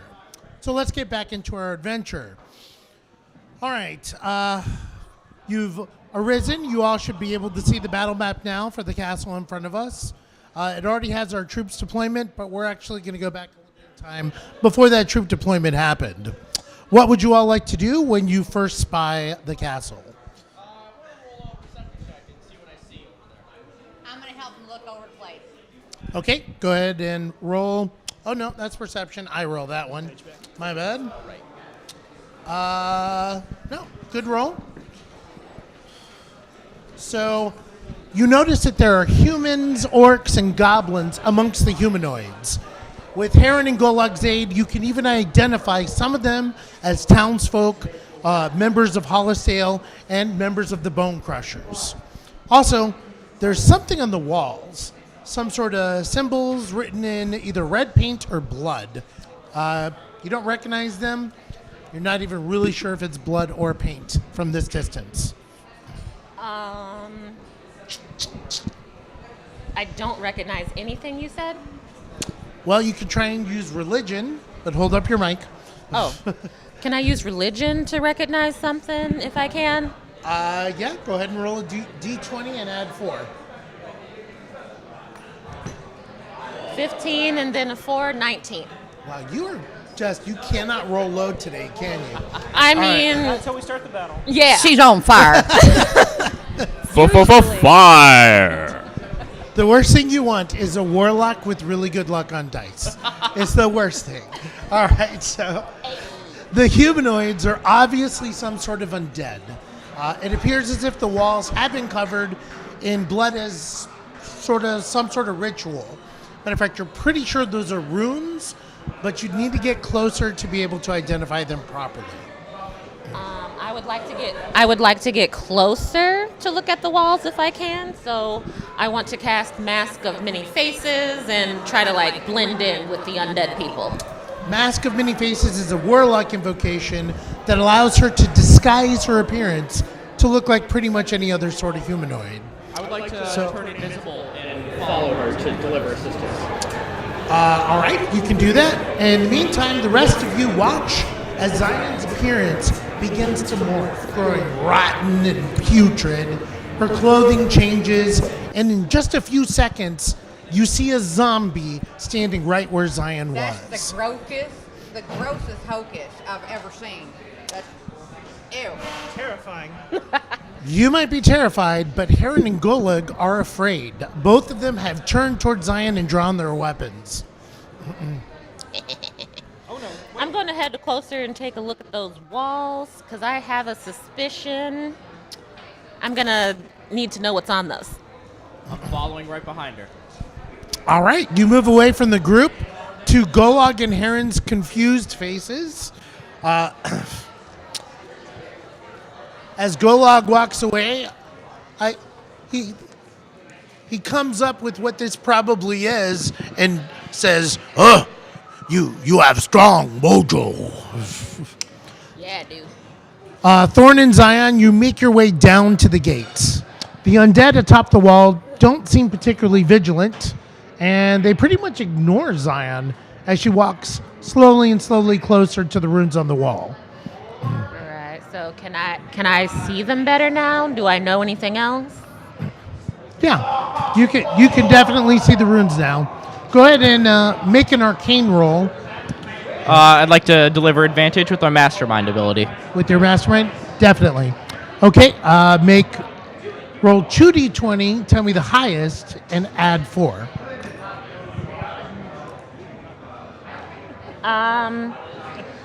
10. No, that's a 9 and then 13. 13. See, jinxed me. You can tell that the runes are obviously part of some sort of magical incantation or warding of some sort. You think it's either defensive or offensive in nature. It's one of the two. You do notice, Thorn, that the areas where the runes are listed on the walls seem to be the places where they're particularly deteriorated and crumbling. Okay. So maybe it's something to reinforce the walls, or maybe it's something to protect those areas that would be weaker in a siege. Is that the only place where there's runes? Yeah, you don't see any along the gate. Your gut is definitely telling you don't go anywhere near them. Okay. All right. I think that I should go back and report this to everybody else. Are you actually going to tell the rest of the group what you find out now? Yeah. All right. I'm going to be a little more forthcoming. Pass. So yeah. You guys watch as an undead Zion comes shambling back up. You still can't see Thorn, but you figure he's probably somewhere around. Yeah. Hug me. What do you guys want to do? I think that Actually, while they're down there looking at the walls, what were you and Thaddeus doing while you guys were waiting with Golog and Heron? we were obviously going to check and see if we could beat through that gate. Well, you're pretty high up and out into the forest, but do an athletics check. Which of you has the highest athletics? I think we both have the same thing. I've got a 9. Oh, you do. Slightly higher then. So A little bit higher. That's right. All right. Do you want to give her advantage by assisting her with this? Oh, sure. Of course he does. Okay, go ahead and roll 2d20 and add 9. It's 24. 24. You're pretty sure you could scale those walls, as they don't appear that tall. There's really only a handful of undead in front of the gates and on the gates. You don't know if there's more inside. However, as for the gate, the wood on the gate itself appears relatively rotten. It's definitely deteriorated. But there seems like a newer addition of a portcullis over the gate. As it is now, the portcullis is in a raised position, so you think you'd be able to bash through the gate. You're not so sure if you could bash through the portcullis. So the key there is, can you get there before they can lower that portcullis? After a few more minutes of observation, you guys notice that on top of the tower, a beholder comes out. Ew. It floats around a little bit on the walkway and then pauses, one of its eye stalks peering down for a few seconds before a beam of purple light pours out of the eye, and beneath it, a petrified deer just turns into gray mist. It just hit it with the bolt, and it disappeared. Rude. Both Golog and Heron tense up when they see the spectacle, their hands gripping their weapons tightly.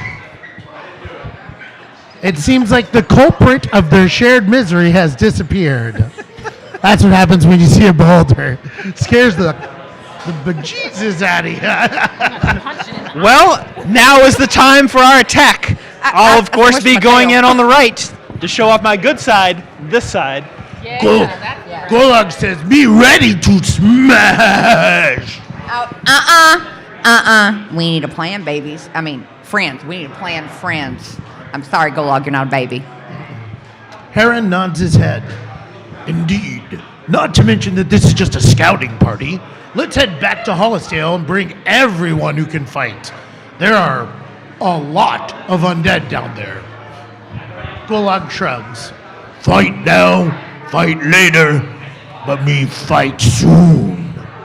Heron tentatively smiles and says, "In that we can at least agree." And with that, the group withdraws, returning to Hollisdale to marshal their combined forces. As you return to Hollisdale, the sounds of the smith's hammers resonate through as the last-minute preparations are being made. The townsfolk, replenished with the recovered provisions, are ready to begin their march. The bone crushers, provided with housing in the residences of deceased villagers, are also hale and hearty. While the mood is grim, all are resolved to fight and be done with this beast that has rendered such sorrow on both of their people. The march is hard, but the grim purpose drives everyone on. As morning rises, the armed band makes its approach towards the guarded pass where Normac stands.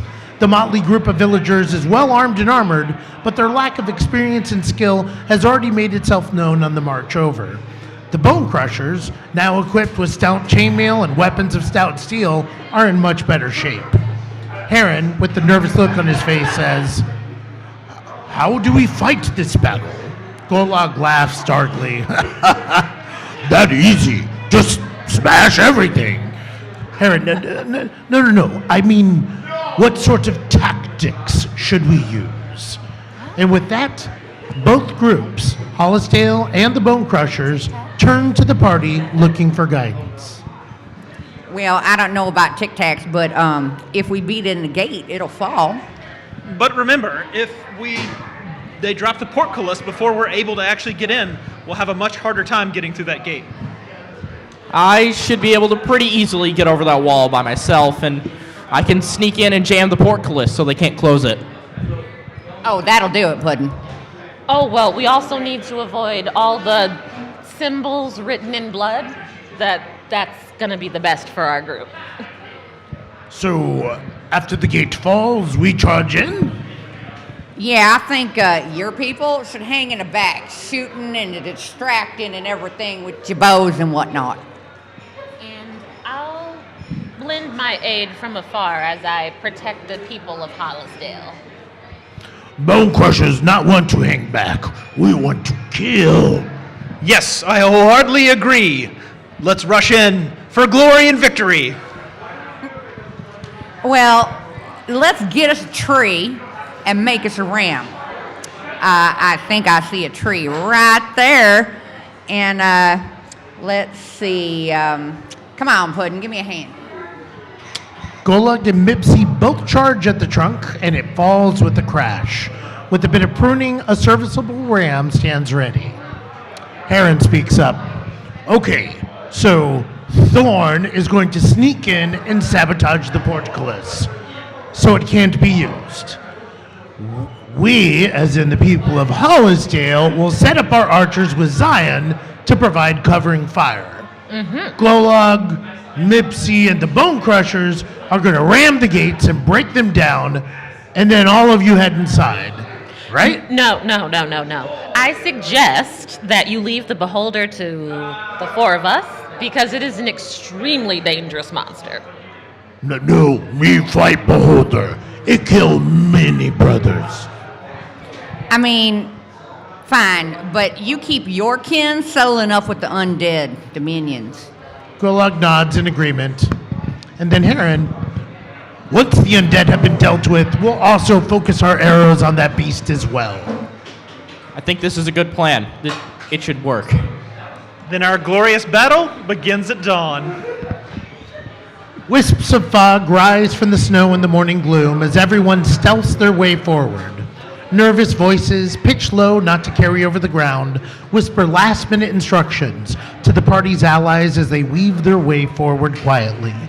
The Bone Crushers grip the hafts of their swords and maces and clubs, teeth grinding as they suppress their growls for the sake of stealth.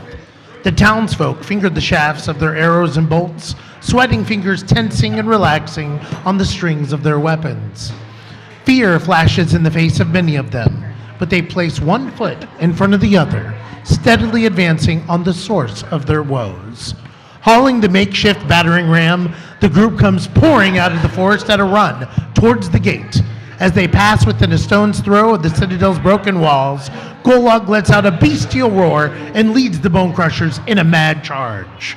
Heron stands from the snow, yelling out, "Loose at will for Hollisdale and those we've lost!" A flight of arrows and bolts passes over the head of the Bone Crushers and the party, many missing and falling to the frozen ground, but more than a few smashing bits of flesh and bone off the undead forms of their fallen comrades. The battle has begun. But let's backtrack it. Before anything, Thorn is going to go and sneak in. All right, Thorn, tell me how you're going to do this. I'd like to scale the wall and try and avoid the areas with the runes. Okay, I'm assuming you're going to go invisible for this? Yeah, yes, 100%. All right. Let's see how stealthy you are.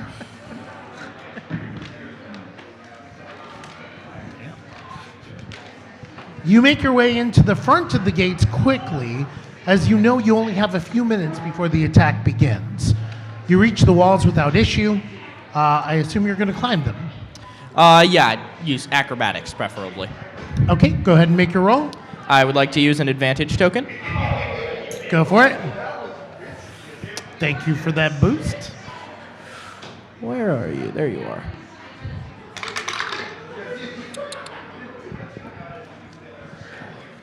That is a 23.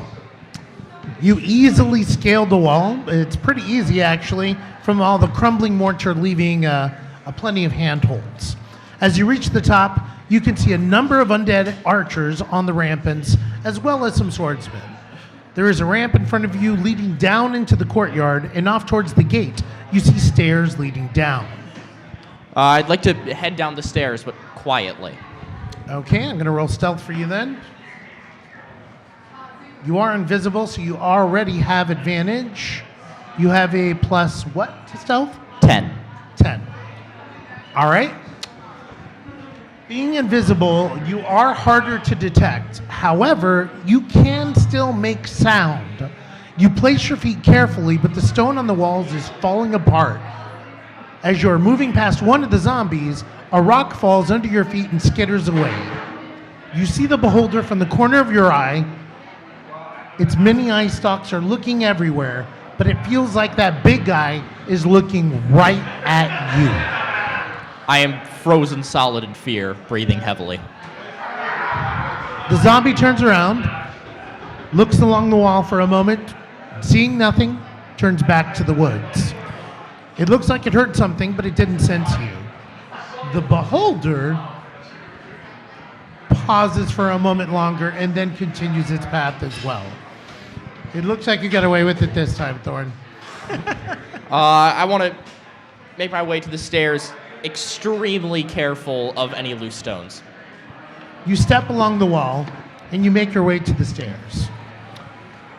As you move down into the guts of the wall, there's very little light, but your natural dark vision enables you to see well enough. It doesn't appear as if there's anyone in the wall right now, so it's actually going pretty easy. Within a short moment, you find the mechanism for the portcullis. From where the zombies are on the wall, you figure it'd only take them a few seconds to rush down here and pull the lever. What do you want to do? I want to use my thieves' tools to try and sabotage the portcullis, hinges. Okay, give me your roll. Sleight of hand. 19. It takes a minute or so, but you do manage to wedge it so the portcullis can't be lowered without fixing the winch first. Now what? I think I'm going to wait for the rest of the group, and I want my rapier out ready, but still invisible. Okay, so let's proceed back to the rest of the battle. Our heroes do have the advantage of surprise, so by dashing, they can almost reach the walls before the undead can respond. But before we begin this battle, everyone, roll initiative.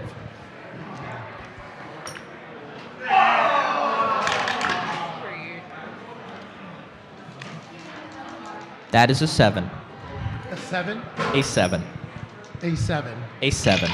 Including your bonus? Including my bonus.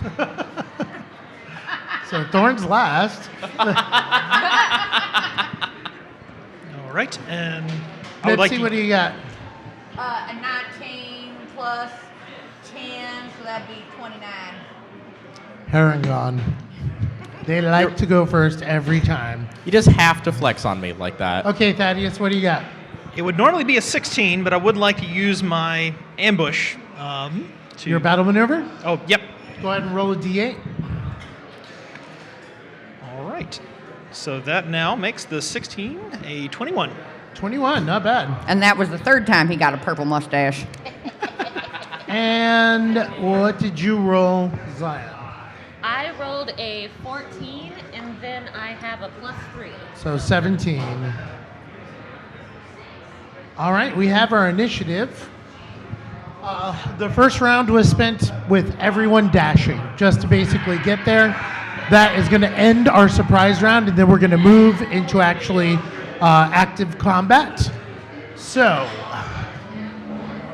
I'm going to move over to the other side and away from my camera. You guys won't be able to see me quite as much, so I can move around all of our figurines. Colin's going to do it. I think it'd be way too hard for him to do. Oh, okay. Colin No ain't going offense, to do Colin. it. Just sit there, Colin.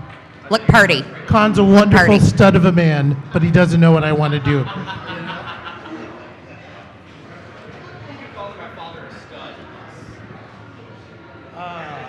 Oh, and I'm we a do bard. have some additional donations. I'm supposed to be likable, So, right? Thaddeus, you have leveled up, as has Zion. All right. Thank you. Congratulations. No level up Both for of you Mipsy? are currently level 7. Mipsy, you are only $5 away from level $5. 7. Come on, $5 before the fight starts. I need my ancestors to come like Thorn, swirl you were around at my bad $75, guys. so $25 away from level 7. You're still currently $5. level 6.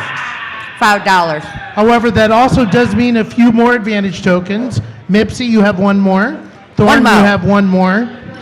Thaddeus, you have 4 more. And Zion, you have 9 more. Just put them all in there. Popular. Somebody really likes Zion. Who doesn't? Maybe I should have been a purple bunny.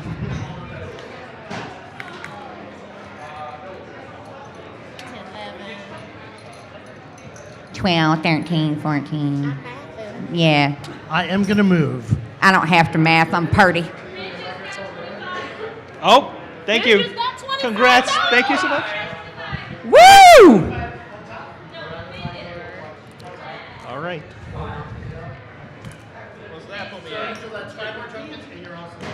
All right. Thank you. Thank you. I appreciate my public. Oh. This guy is about to get murderlated.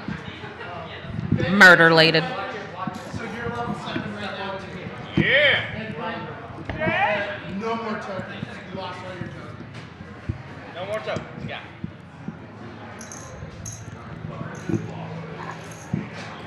Oh, that's right. I leveled up, so I don't got no more tokens. Right? No more tokens. You lose your tokens. Oh, so All right. I'll take it. 9 more, so I have to. You have actually, no, you have 7 now. Okay. Take the mic. 7 total, or 7 more, or 7 period. okay. 6, 7. Okay, folks. We are back into the mix.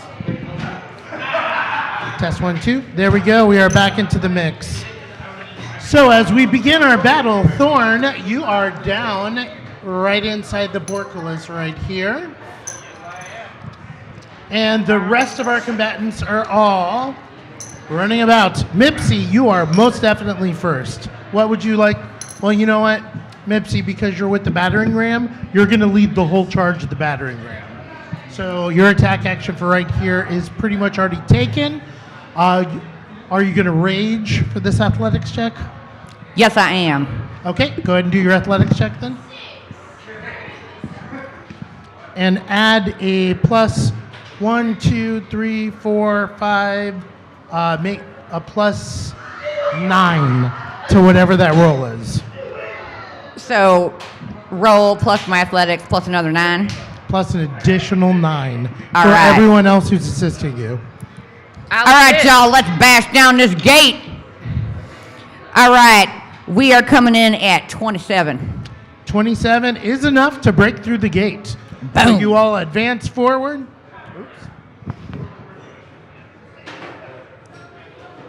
Bum-ba-da. And down the gate goes, exposing the entrance in there. Thorn, roll me a d20. Okay. That is a 16. A 16. You were standing right next to the gate, waiting for your friends to come in. So as that battering ram comes smashing through it, you dodge to the side. But you do dodge to the side. You take no damage.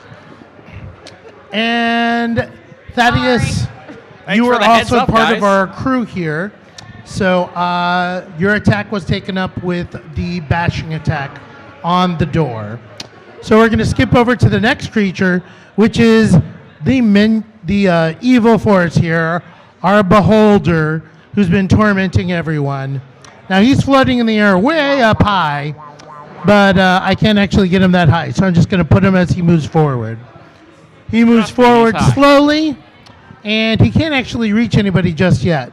So for this round, he will actually take a dash action and move to right here.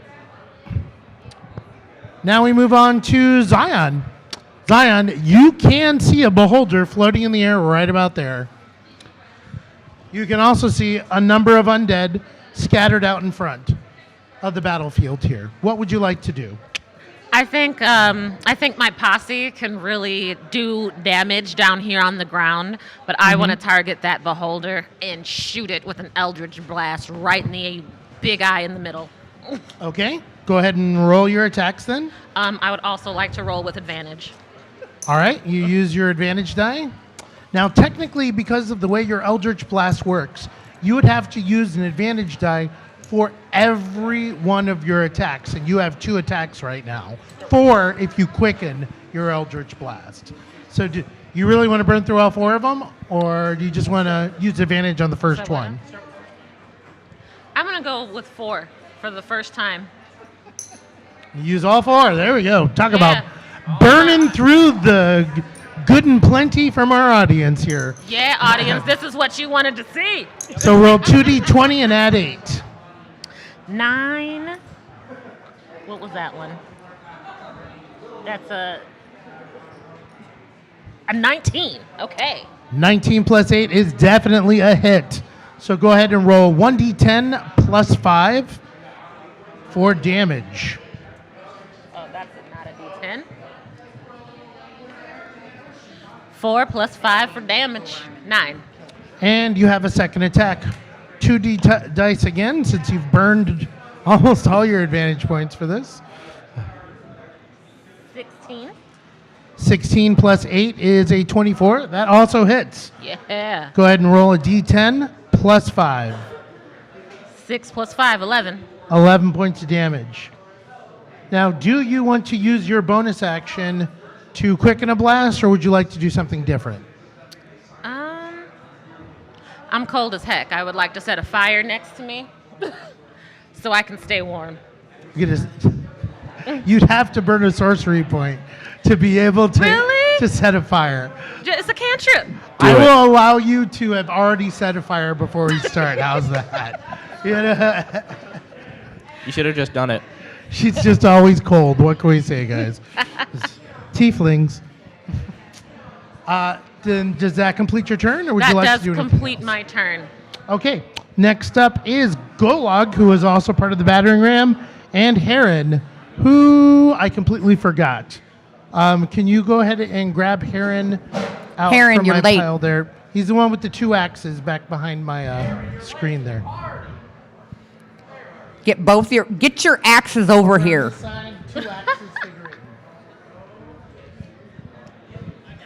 Heron has been a problem Thank you this kindly, whole Finn time. Murphy. Slow axe.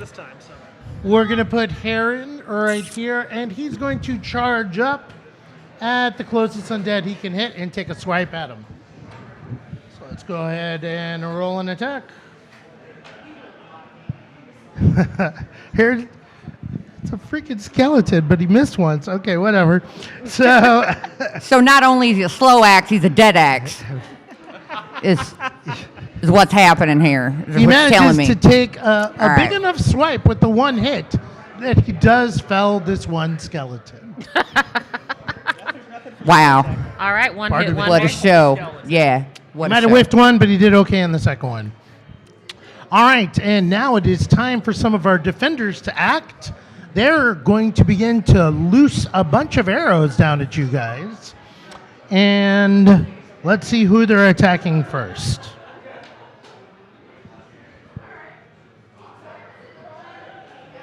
Well, it wasn't one of you guys. You got lucky. So, bad guys got a boost. Yes. Uh-oh. That turns that roll into a 20. Luckily, unnatural 20. But Luckily, it wasn't targeting one of the players. It did, however, wipe out one of the lieutenants from the Bone Crushers. Oh, no. Wait. Our little fallen green friend. And we have another bow strike from up above. Holy cow. Oh, 3 hey. ones. Hey. Oh, no. 3 ones. Not a single hit in that That's bout. improbable. At all. All right, now our remaining spearmen are going to launch forward at the closest targets that they have available. Oh, nope, they're both on duty there as well. So this guy is going to run forward and then attack with a short bow, as is this one to the enemy over on both sides. Only 1 hit from the bunch.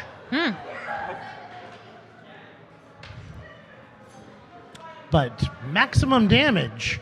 Again, these skeletons have almost no hit points, so this one goes down as well. You have almost cleared the right-hand flank here. And Whoa! What? That's a lot of advantage. 20 advantage tokens? I don't think we have that many advantage tokens. Here, I think. That many advantage tokens. He said, I'm using them. Every roll. So Ilthorn's gonna John Wick his way my through. apologies for standing in front of the camera so long Yeah. without knowing Ain't it. got nothing on him. So Someone give me a pencil.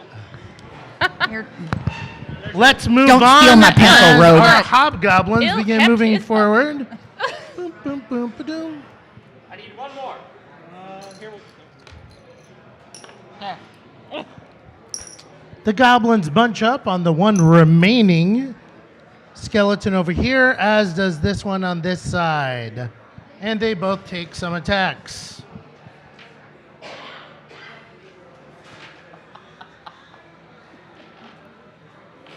Two hits on both sides. Their clubs don't do a lot of damage. But with 2 hits, it actually completely clears this side of the battlefield. This brings us to our archers. Our archers in the back will take their attacks, targeting all of the ones on the Remember to aim first. walls who do have cover. And these guys kind of suck as archers anyway. So we'll see if any of them can hit anything. And the answer is 2. 2 of all of these archers actually managed to land a hit. Good Amazing. job. Good job. Sad Not and enough awful. damage to kill any of them, actually. So, sad love. Sad and finally, we reach Ilthorn. Thorn, you are right inside the gate. You know there's a bunch of baddies right up the stairs behind you. And there's a beholder somewhere up above in the tower. What would you like to do? I am still invisible, correct? Correct. So you will have advantage and you will have sneak attack damage on your first attack automatically. All right. I would like to hide by the staircase and ready my action. So the last guy to run down, I attack. Okay. Are you going to hide at the bottom of the staircase or are you going to sneak up to the top of the staircase? Can I sneak up to the top? Yeah, you definitely could reach Then the let's top. do that. Yeah. Okay. You get up to the top. Let me get your figurine out of there. Get out of there. Get out of there. And for those of you who are admiring all this lovely terrain, if you notice during our breaks, we all of this was loaned to us by the lovely it's Golden Rhino Games. I think they already left. It is Golden Rhino, right, Danny? Oh, yeah. Yes. Golden Rhino Games. Yep. They were so kind, and they have such cool stuff. If you guys haven't been by, check out Golden Rhino and Ypsilanti. Ooh. So you are hiding. You're actually just on the bottom there, but I'm going to leave you up on the top so you know where you can go. Are you going to do nothing else? Just stay hidden and invisible? Yeah, I'm gonna stay invisible and just wait for someone to stab with a readied action. Sounds like a plan. So at this stage, I think everyone is level 7 now, right? Yes, sir. We have leveled up. So that means everything you give guys now is just advantage tokens for them. However, our bad guys have gotten some advantages too. We've got some trolls in the audience boosting some people. Uh-oh. And guess what? We're back at the top of the round. So Mipsy, what would you like to do? If you use your rabbit hop, I can't you see can myself. absolutely get to the top of the tower. You're if right that's at the what front you're Yes, door. like. I absolutely can. Yep. I think I'm going to hop right on up there. All right, you come in, hit the stairs, get all the way up to the top.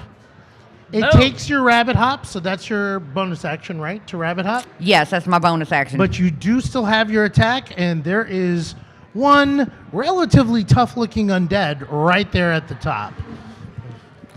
Well, I do believe I'm going to have to remedy that situation. You're still raging. So I am raging, and I'm going to look that undead goblin right in the eye, and I am going to have to axe him to walk into the light. Okay, that's a pretty decent insult. For those of you that don't know, Mipsy has a special magic item that, depending on how good the insult is, she gets a bonus side that she can either use as a bonus to attack or to damage.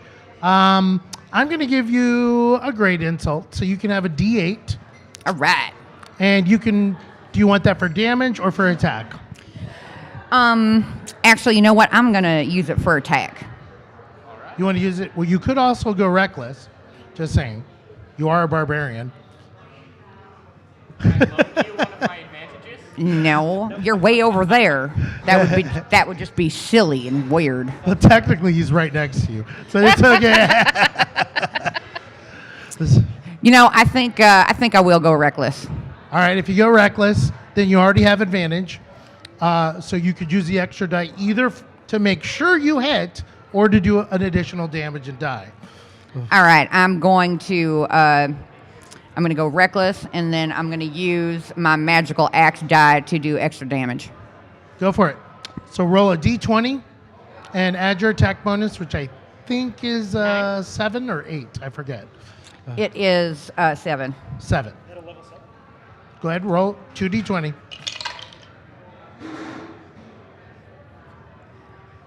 Uh, 16 and 16 7 is 16 and 7 is 23. my brain don't work. It's 23. 23 definitely hits.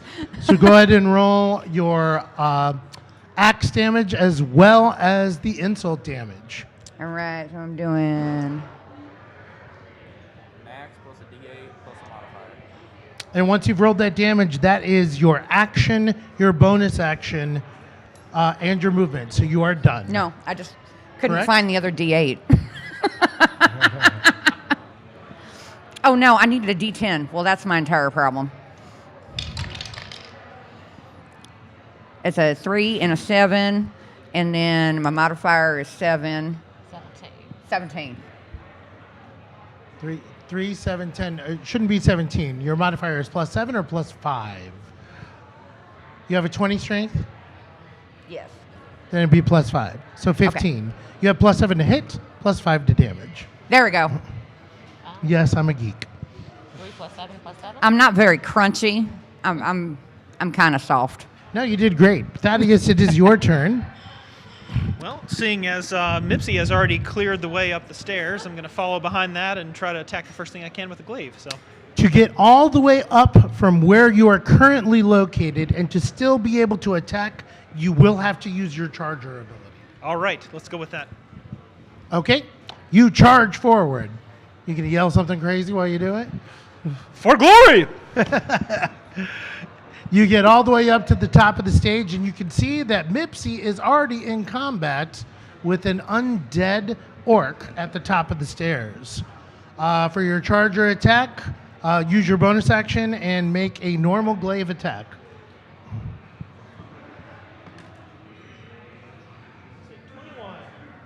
$21 is a hit. Go ahead and roll D10 plus 5, I believe. And since you moved more than 20 feet in a straight line, you actually do an additional 5 points of damage. Okay, 7 plus 5 is 12, and then 5 more. 17. Do you want to push him back 5 feet? You have that option. Yes, let's go ahead and Do it. Dominate. domination. Mipsy, you and Thorn both watch as Thaddeus comes barreling up the stairs, smacks that orc with his glaive, and just flings him back up against the side of the castle wall.